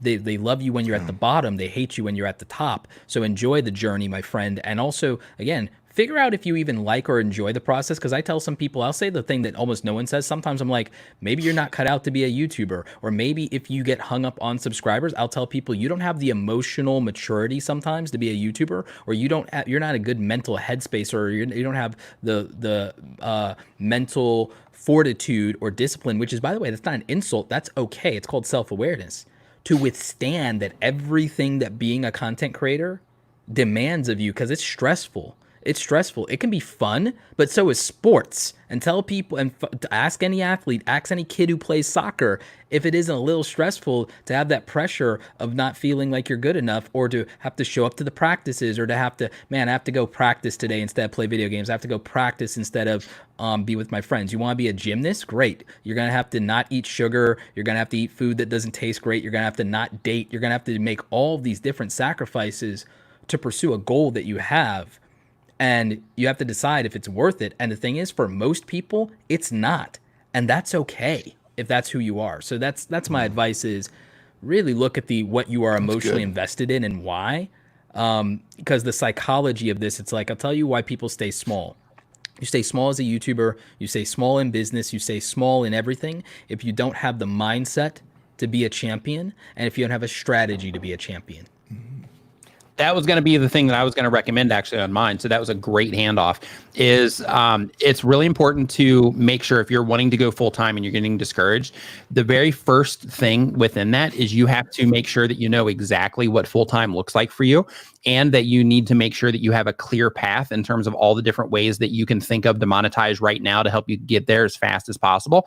Because if your goal is to monetize and you're getting discouraged, or your goal is to go full time with all this and you're getting discouraged, then in that situation, that means that you're not generating the income that you think that you should be generating right now. So because of that, I think that you should take a step back and look at all the different things that you're doing and try to think, okay, how can I monetize what it is that I'm doing in a better way or even more? So as an example, like if right now the only way that you're monetizing is through YouTube ads, then heck yeah, it can be discouraging because, you have to get tons of views in order to make YouTube ads pay off. Now, other things that you could do, even though you're in tech, you could also set up like a newsletter of sorts. And that newsletter is basically keeping people up to date with like the newest tech and things like that. So, hey, even if you don't get a chance to watch my video, I send you a weekly email that has, the latest, tech releases all condensed down into like one email form to where you can be sending that out every week with affiliate links in it and things like that. So in addition to what it is that you're doing on YouTube, you're also, you just created that additional asset of that newsletter that you're sending out. Same exact thing goes for, creating content for other people. If that was something that you're interested in, if you can prove that, hey, through your own content, you can make content for other people, you could start hitting up, businesses in your area and find that one business that, will pay a decent amount of money for you to make content for them that will help sustain you while you're getting the momentum to have the other things that you're doing start driving some real revenue for you. So, it really comes down to looking at what it is that you're doing. One, how much you need. Two, what is your path to actually get to that? And just relying on ad revenue is a really, it can be discouraging because it takes a lot of views in order to get, a nice sustainable income. And the really big downside of relying on YouTube ads in terms of sustainability is all it takes is like a mistake. Or a couple mistakes, and then that sustainability is toast, right? Because then now all of your eggs are in ad revenue, and that just gets cut off because you get kicked out of the partner program or your channel gets deleted. So creating additional ways that you can monetize outside of your YouTube channel is also important. Roberto mentioned Andrew Edwards before, and the things that he did is he had a website. To where he got known in the tech space from that website that he had. He also has his podcast as well, and his podcast is another resource for people that are into tech. So one of the things that you should consider as well as another thing that you can do to monetize, and this is where balancing out how much work you're putting in and how much you're getting out is an important part of all this as well. But like you could also start a podcast, and maybe your podcast would do great, right? Maybe your might be the best. He might end up being the best podcaster in the tech space. Right, you can have like the best, right? The top tech podcast like ever. Like you don't know. Viper's podcast and interviews are doing like not on the views, but in terms of what they do for him and on the revenue because of the super chats. What he does better with his live interview channel than his tech channel at this point. And he gets huge guests. He's a small YouTuber, not even 10,000 subscribers on either channel. He's had Marquez Brownlee. He's had Your Average Consumer. He's had Jonathan Morrison. He's had me. He's had Gameski. He's had John Prosser. He's had people with anywhere from 100,000 subscribers to 10 million plus subscribers as interviews and guests on his podcast. He would not necessarily get the same collabs. I'm going on there tomorrow. Exactly. And D was on there last time. So like, this is understand that what we're talking about is real here. Renee Ritchie went into the industry as a tech analyst and journalist and was a content creator under a media company. And now he's a solo creator. And Renee, did you just hit 100,000 or did you just hit like 90, 80,000, something like that? Nice. So understand that you can Marine earlier. Yeah. So you can, you can go through the industry path and you can have the sustainability of being a creator for a living, working in the industry. And the thing is, it might educate you to properly be a solo creator. I would not be a successful entrepreneur. I would not be a successful solo content creator if it wasn't for all of the jobs I had in corporate America. And I think I'm successful partly even because of my retail experience and working as a kid in my 20s at $6 an hour. It's why I'm a six-figure entrepreneur today. I swear to God. So everybody needs to like maybe take a look at their life and not feel like you have to go all in right away or bust. I know that's the fun entrepreneur or hustler or YouTuber rhetoric is, oh, just go all in and follow your passion. I would much rather that you use your passion as fuel and you use a strategy that's practical for where you are in your life. And I think that you need to respect the process. Daniel Patel in the house. What's up, dude? Nice to see you in here. Daniel's getting ready to cross 100,000 subscribers. I literally have his thing open right now. He's at like 99,100. D hit 100,000 last week. Paul Peck Drywall's in the chatter. He was anyway. He hit 100,000 last week. It's been like a play button. They're like YouTube is like this for play buttons right now. They're making it rain play buttons. But yeah, he's at 99,100 right now. So yeah, like channels in the house. He gets Think Media. How's it going, Sean? Oh, hey, what's up, Sean? Sean's in the house. What's up? Nice to see you here. But my thing that I want to bring to your attention also for, like when you're listening to all the stuff that we just talked about, like it might seem like, wow, it's a lot of like different things that I have to manage, a lot of work that I would need to do and that sort of thing.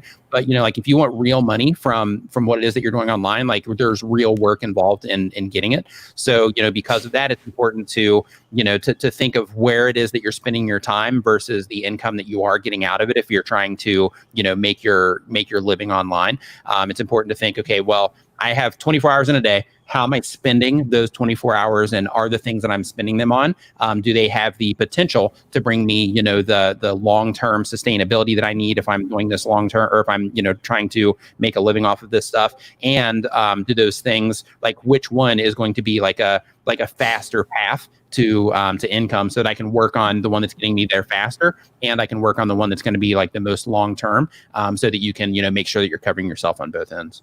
Yep. Yeah, for me, I just going to circle back around. Like anytime I do feel discouraged, I just have to remind myself, why am I doing this in the first place? And I love making stuff. If it wasn't about making content about teaching you how to do stuff with your phone, I'd be doing something else. I'd be making something else for a different style of video. You and I would be Star Wars YouTubers. You and I would be Star Wars YouTubers. We'd be crushing it. Yeah, right. Like I love making stuff, and that's for me, like that's the fuel, right? So the discouragement gets swept away when I think about, okay, I don't think about the numbers so much as I just, okay, it's time to make something. Now I'm going to make something, and I just kind of do that mind shift. Okay, let's make something. I had so much fun. I had so much fun filming the B-roll and the stuff that I did with my studio in the basement and getting that new backdrop set up. I have this new blue backdrop.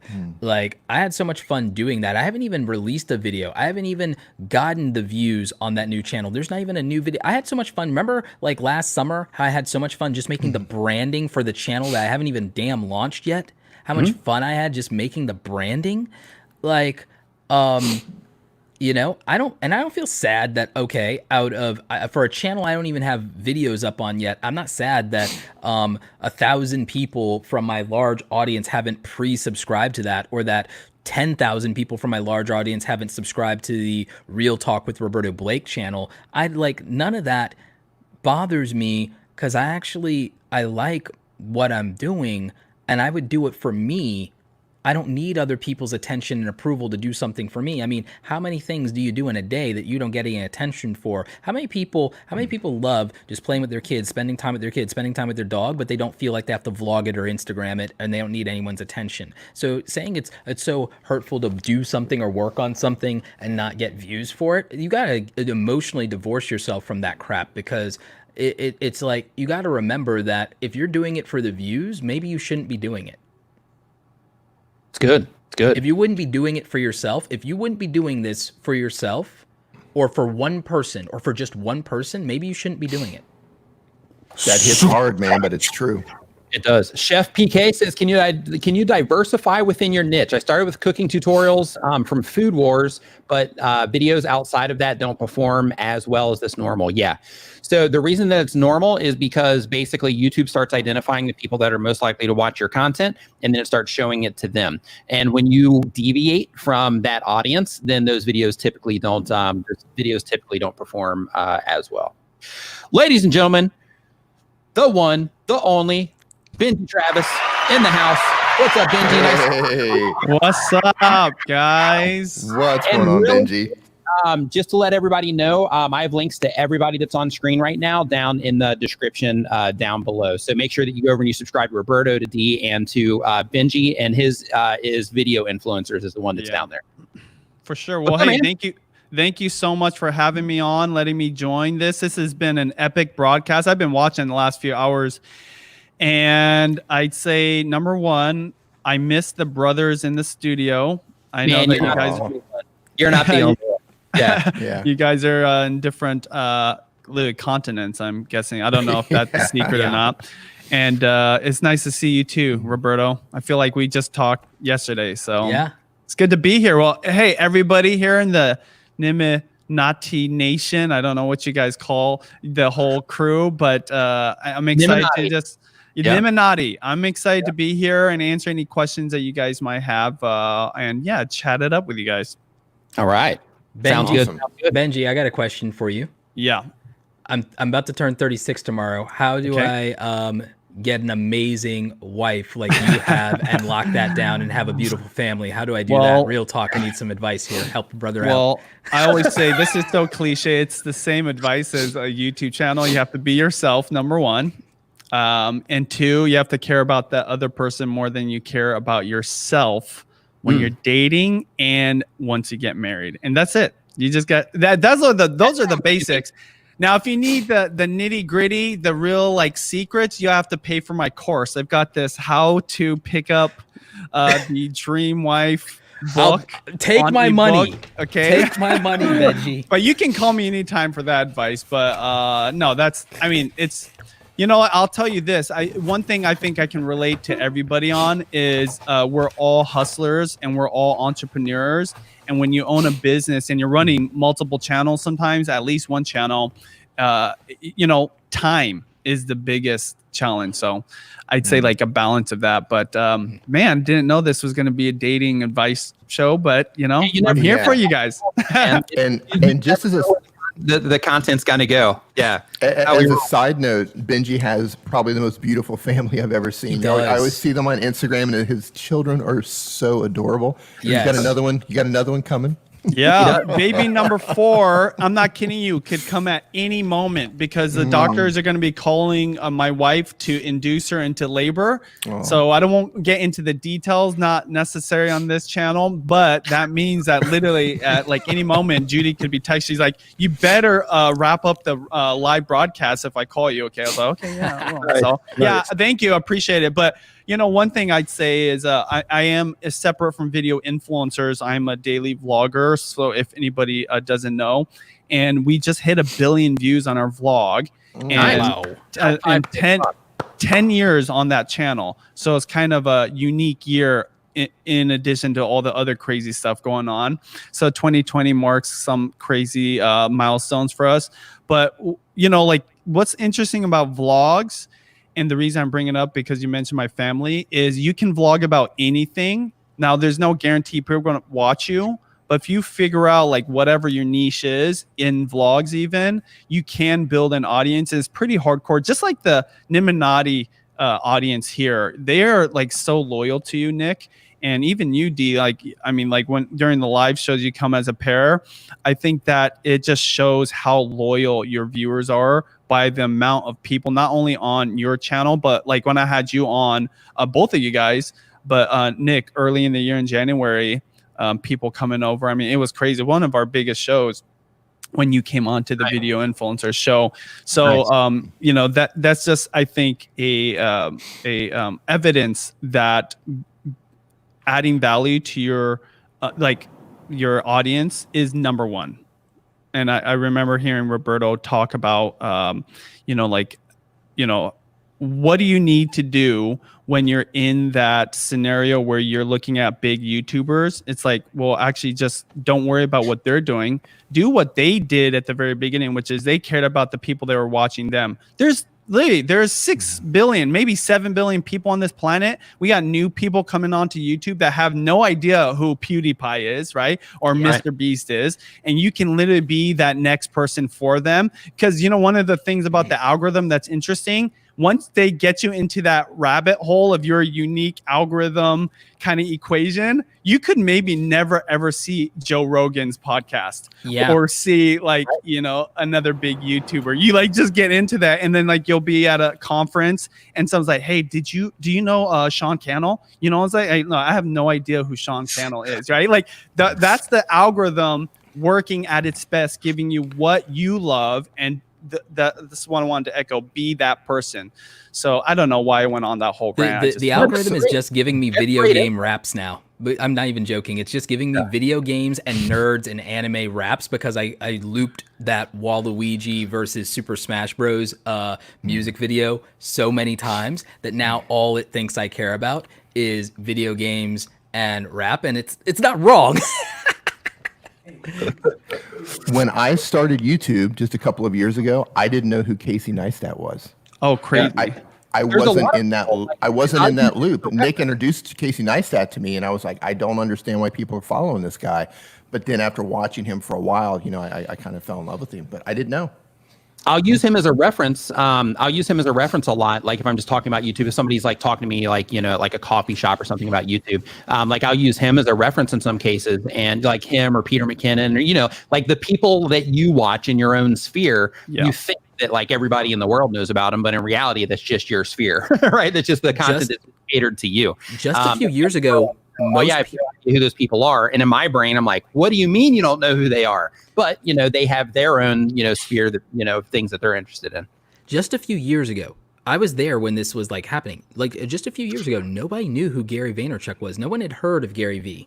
Like outside of the small ecosystem of YouTube, even when he had 100,000 subscribers, like he'd been around on YouTube for years. All the OG YouTubers knew who he was for the most part. But like, you got to remember that in 2014, Gary V had 28,000 subscribers in 2014. No, wait, sorry, 2015 even. Actually, 2015. 2015, he had 28,000 subscribers, I think. The Gary V show, the Ask Gary V show had just started, and it took a minute. Gary V didn't get to 100,000 subscribers, I don't think, until the end of 2015 or something like that. It was like the end of 2015, I want to say. So yeah, just think about that. That's not that long ago. To now, and even with that, like there's probably a ton of people in the chat that have no idea who Gary Vaynerchuk even is. But like within our sphere of interest, you know, that's another one of those people that is like, you know, Graham like Stephan, on the radar, so to speak. Graham Stephan just blew up, and Graham Stephan just got more subscribers, I think, than Gary V. And most people, even here in the chat, probably don't know who Graham Stephan is. Right. Next question that we have here on the list is from Alan Fox. Alan Fox says that they have a vlog channel. The goal is to spread positivity through the content. Making people laugh and enjoy the content is one of my goals. The goal of the channel is to be one of the biggest creators on YouTube. And the question is, what are the most productive things I can do for my YouTube channel when not editing, filming, or coming up with ideas? Also, what's the best way to promote my videos to a wider audience? So we talk about the audience things a lot, but I love the question on the most productive things that you can do when you're not editing, filming, or coming up with ideas. Who wants to take this first? Reply to every comment. Reply to every comment. The end. Well, yeah, it's interesting because you mentioned almost all the things you would do as a content creator, right? So yeah, if it's not promoting, then I agree with you, Roberto. It's like, do whatever you can to be part of that community that you want to be a part of, right? Or to develop that community on social media, find those niche tribes. So basically groups of people that are interested in the same thing. I always use gardening because everybody can kind of understand and wrap their brain around what gardening is. If you want to be a gardening vlogger, for example, and yes, there are those types of people, we'll go to the gardening forums and chat it up there. Literally, if there's a gardening Instagram account, like reply to every other comment of somebody else's post and add value, right? Don't say like, hey, subscribe to me or whatever. If they ask a question of the profile account owner, answer the question for them, like in a valuable way. So that's just what I would do outside of that stuff. And crazy, this is super cliche, but live your life, like live your life to the fullest, right? Like balance. This is another crazy thing no one ever talks about.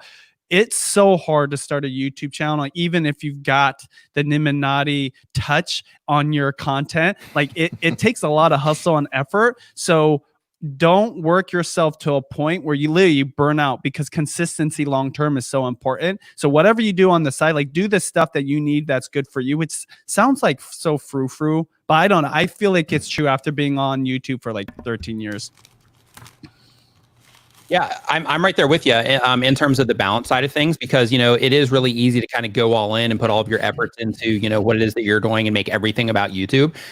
But, you know, enjoying yourself kind of makes everything worth it. So like treating yourself from time to time, like in addition to, you know, how you're actually spending your time, you know, just treat yourself from time to time. Like that's kind of my thing. Cause I'm not really like a, you know, like a social animal, so to speak. So like for me, like, you know, I'll treat myself from time to time and, you know, do things that I don't normally do for the sake of, you know, kind of reaping the rewards from, you know, all the work that, you know, that is put in. So, you know, like that's awesome. Absolutely love it. D? Yeah, well, Nick and Benji pretty much nailed that one. The only thing I could really add, and I think Roberto did too with, you know, answering comments, the only thing I would add to that is if you do all of that stuff and you still find yourself with some downtime, focus on one of those things that you don't want to do. Like you didn't want to know about, you know, like something besides editing. Well, if you're not that good at editing, take some of that downtime and edit. Do the thing that you don't want to do. You'll get better at it. Instead of just editing only for your YouTube videos, go film some other projects that have nothing to do with YouTube. One, it's going to make you more creative, but two, it's just going to help you hone your skills both as a producer and as an editor. That's a good point. The one thing I would definitely say that the biggest mistake I think I see in YouTube today, I think I did I say this on the interview with you, Benji, about biggest mistakes? Skill building, not investing in just becoming more skillful at every aspect of your creation process. You're like the master of that, Roberto. Thank you. Yeah. So I have one more thing, Nick. I feel so weird I raised my hand. Is that dorky of me? Like, I'm like, hey, teacher. Anybody else have a question? Anybody? So go ahead. I think all of us can relate to this. And there's two ways to literally grow your channel faster than any other way without cheating the system of buying views or subscribers. Number one is have a video go viral, but that is so elusive. And that, like, what is viral? And literally you can just have it happen by accident, or you can try for 10 years and it never happens. But going viral, definitely, but that's not the suggestion. The second way is collaborate with other people in your niche. I think we all can talk about how much it's benefited us. And we've always looked at each other as colleagues, not competitors, even though ultimately, you know, we've got competition in our DNA. However, I met you, Nick. I remember meeting you, I believe, I hope this is the first time, at a VidCon. And you looked at me, I was like, I know you and you know me. And literally it started this collaborative, you know, effort between the two of us over the last few years, and it's been very beneficial. So if you're a vlogger and you really want to leap forward, collaborate in a way where you're adding tons of value to that other person. And don't think like, oh, just because I'm a smaller YouTuber. I'll tell you this, I've collaborated with many people of different subscriberships, no matter where I'm at, if I felt like it was going to make my content better for my viewers. So that's a whole rabbit hole we can go down. But collaboration, I'd say, is one of those places where you can really like kind of leverage what you're currently doing in the biggest way possible. Solid. Yeah, good. Really good. Super chat. Ishia, hope I'm saying that right. I apologize if I'm not. Says, I want to use my name as my brand. Some say no. Help. So when it comes to using your name as your brand, a couple of things to think about is one, that I did just have trouble saying it. So if you do use it as your brand, you need to make sure that you're introducing yourself in every single video so that people know how to say it when they're telling other people about you. And there's positives and negatives to taking both approaches. So if you are going to take the approach to where later on down the road, you're going to have other people, you know, help you with what it is that you're doing on YouTube in terms of you're going to have other people on camera and that sort of thing, then building it as like a channel brand or a company brand would be a good approach there. But if you're trying to build like your own personal brand and get known for a specific thing and all of that, then going the personal route is great. And that also allows you to pivot if you need to in the future as well, because then you get known as your name instead of getting known as the company thing, right? So then you can pivot and you can keep on moving forward with your name, and you already have that personal brand. Thoughts, fellas? No, I agree with that.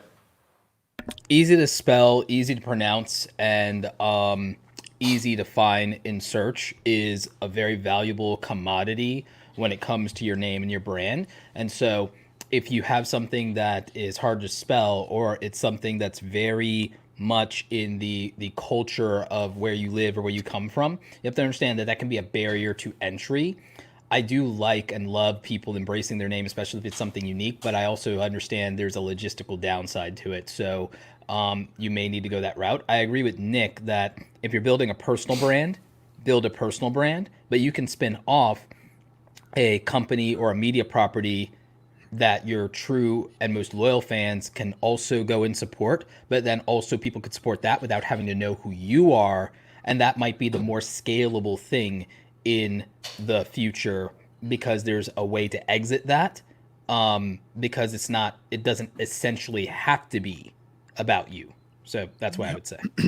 Yeah, ironically, we've got Sean Cannell, who represents Think Media, and I've got myself and Sean, who represent Video Influencers. So these are great examples of where we started a YouTube channel together, and we decided to make it a generic name, and that was partly because me and Sean are different people. Well, even on his channel, Think Media TV, completely not him. And so there's a downside and an upside to it, and why I think everybody needs to consider it.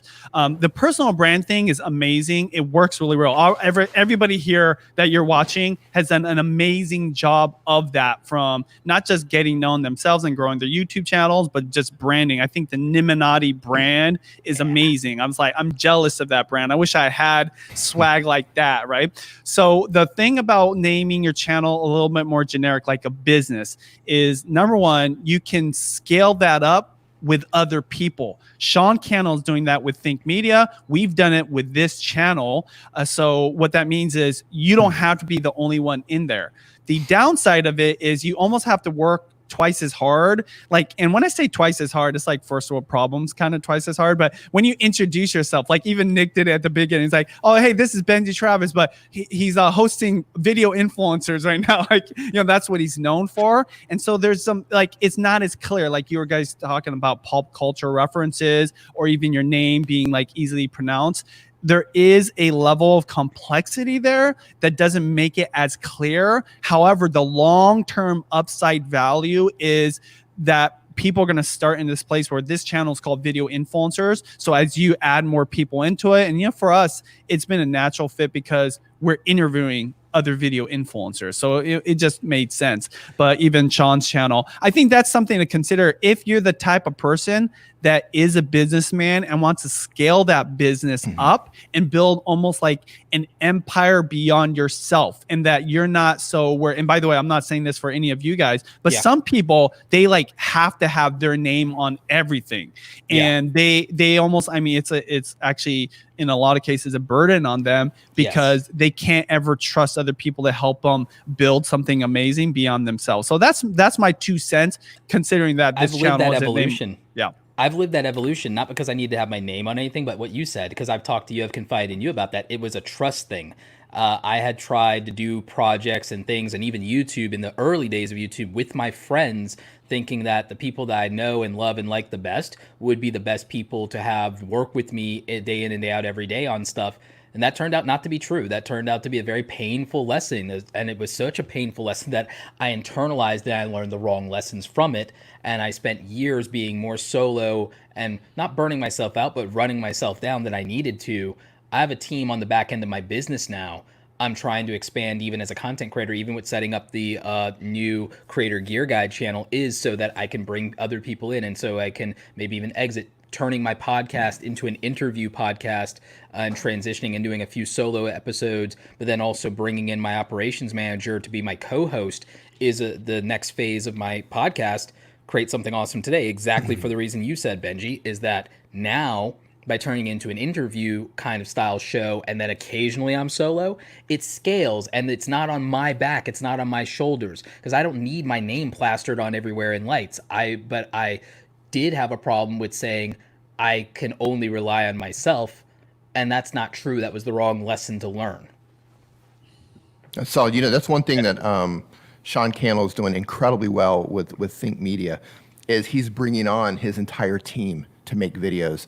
And one, that gives him a lot of free time to do other things, but it gives different voices to the content as well. And I think that's really cool. So, I watch the different personalities. And, they have Omar, who's doing fantastic work doing their mobile videos. So anytime I see a video with Omar, I'm all over it, So it's added different personalities. And that's got me watching that channel more than I did in the past, because now they have a personality making content that connects with what I do.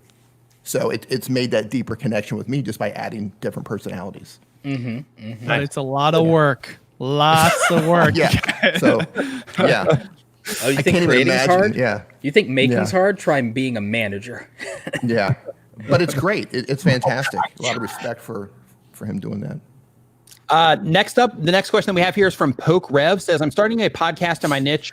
Will splice up videos from podcasts for content, or I will splice up videos from podcasts for content. Should I start a separate channel or implement into the main channel? In my opinion, I think that podcast is a completely different experience. So you might want to try one or two on your channel and see, just kind of a general response for it. But as long as it's still in your niche, people might dig it. But you might want to consider putting it onto a second channel. But I would test it on your channel first and just see how people respond to it, because that'll be the quickest way to get exposure to it. But if you find that people aren't responding to it, then absolutely start another channel. Anybody else?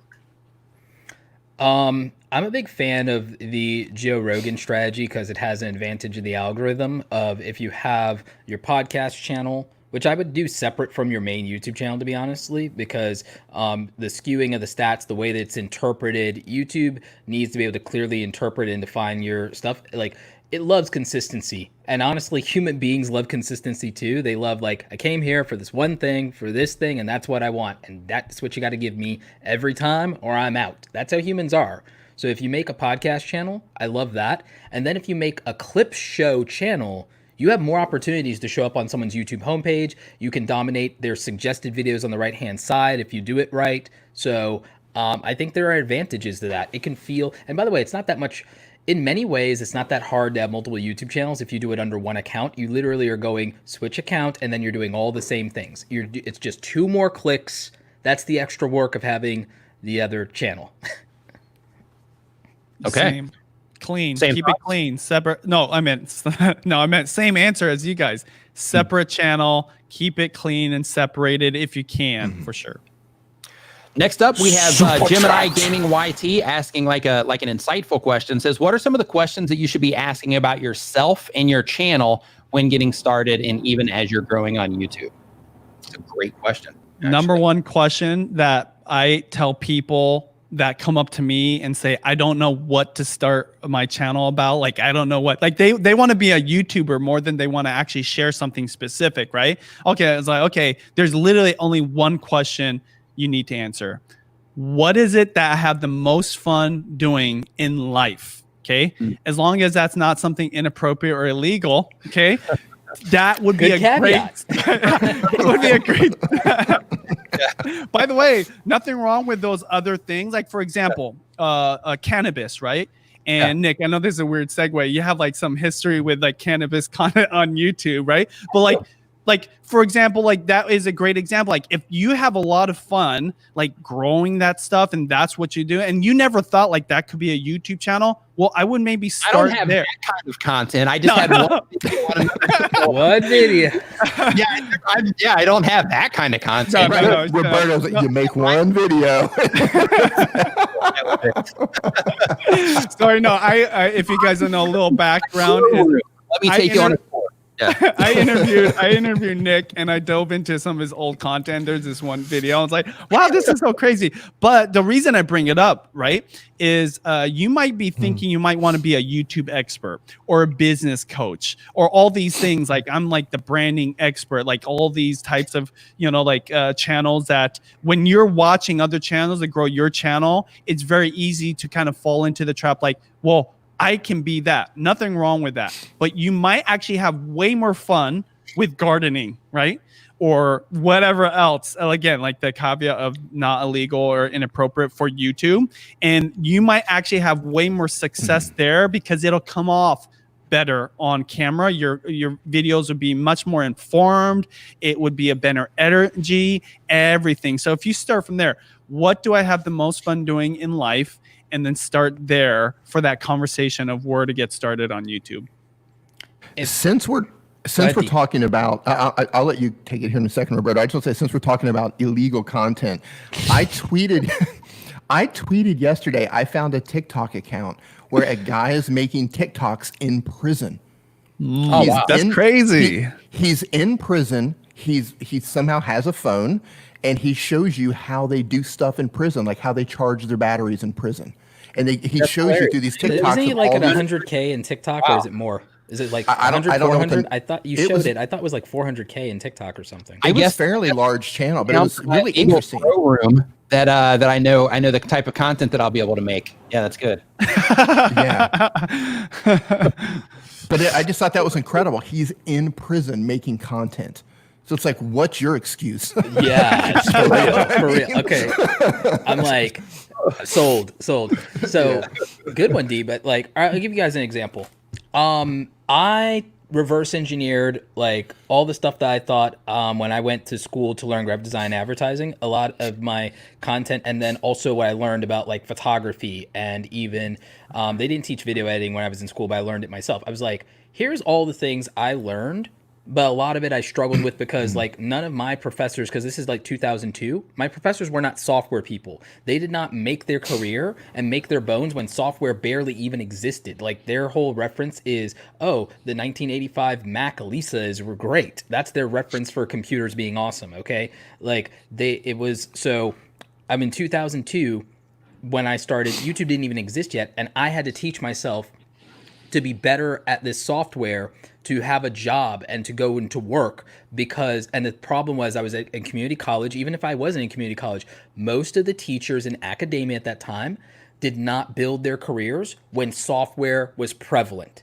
So they were like, they'd been out of like, the industry or whatever for like 15 years or something like that. So when I came to YouTube, I was very passionate about teaching stuff I know and people not going into student loan debt to learn about software and tools. So you want to learn Adobe Premiere Pro, you want to learn Illustrator, you want to learn Adobe InDesign, you want to learn how to make a portfolio. I wanted to teach people skills that I had. If I wasn't so passionate about what is my vocation, right? What am I good at? What do I like?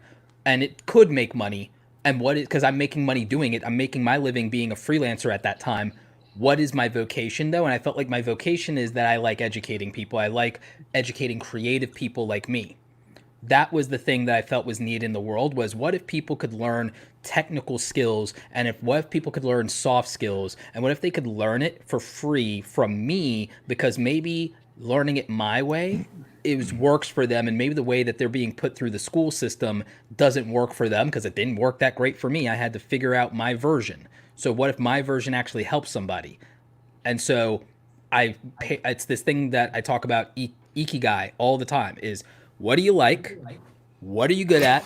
What makes money that you can actually live with taking money for? Because sometimes you don't want to turn something you like into a job or a chore or a career. And then also, what does the world need that you can provide? What's your vocation, right? So I figured out that, and that's what my YouTube channel is. But if I wasn't going to care about, say, my vocation and, well, what makes the world a better place, or if my version of making the world a better place was entertaining people, if I was like, my desire and my vocation is I'm an entertainer instead of an educator.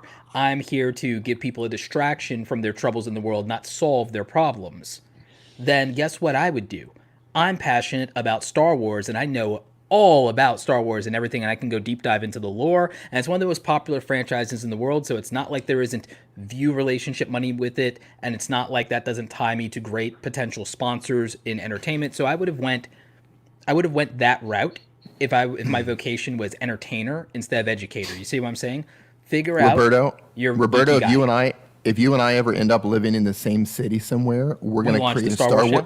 We're going Star Wars, and we're literally going to build a Star Wars set. multiple Why don't Star we Wars just sets. why don't we just both expat? Why don't we just both expat to Not Mexico to Mexico right at the border so that we can go and hit up California YouTubers too, and we can do that and go to Disney sometimes. But if we literally we can just build a hacienda like right there at the border. We're expats. We're getting all these tax breaks. Dee's there right now. Yeah, Dee's already in Mexico waiting for you, man. So I'll just meet you in I'll just meet you at the border. I already have half of the Millennium Falcon built. So, you know. I want to get back on this prison thing. Heather in the chat area said she's worked at multiple prisons, and she says definitely easy to get a phone in there. She said hard to get a signal, which I think is kind of funny. But hey, I've got 5 more minutes, Nick. So if any other questions come our way, love to answer. But again, thank you so much for having me. I'm having a great time. Thanks for coming on. So really quick, are you streaming right after this?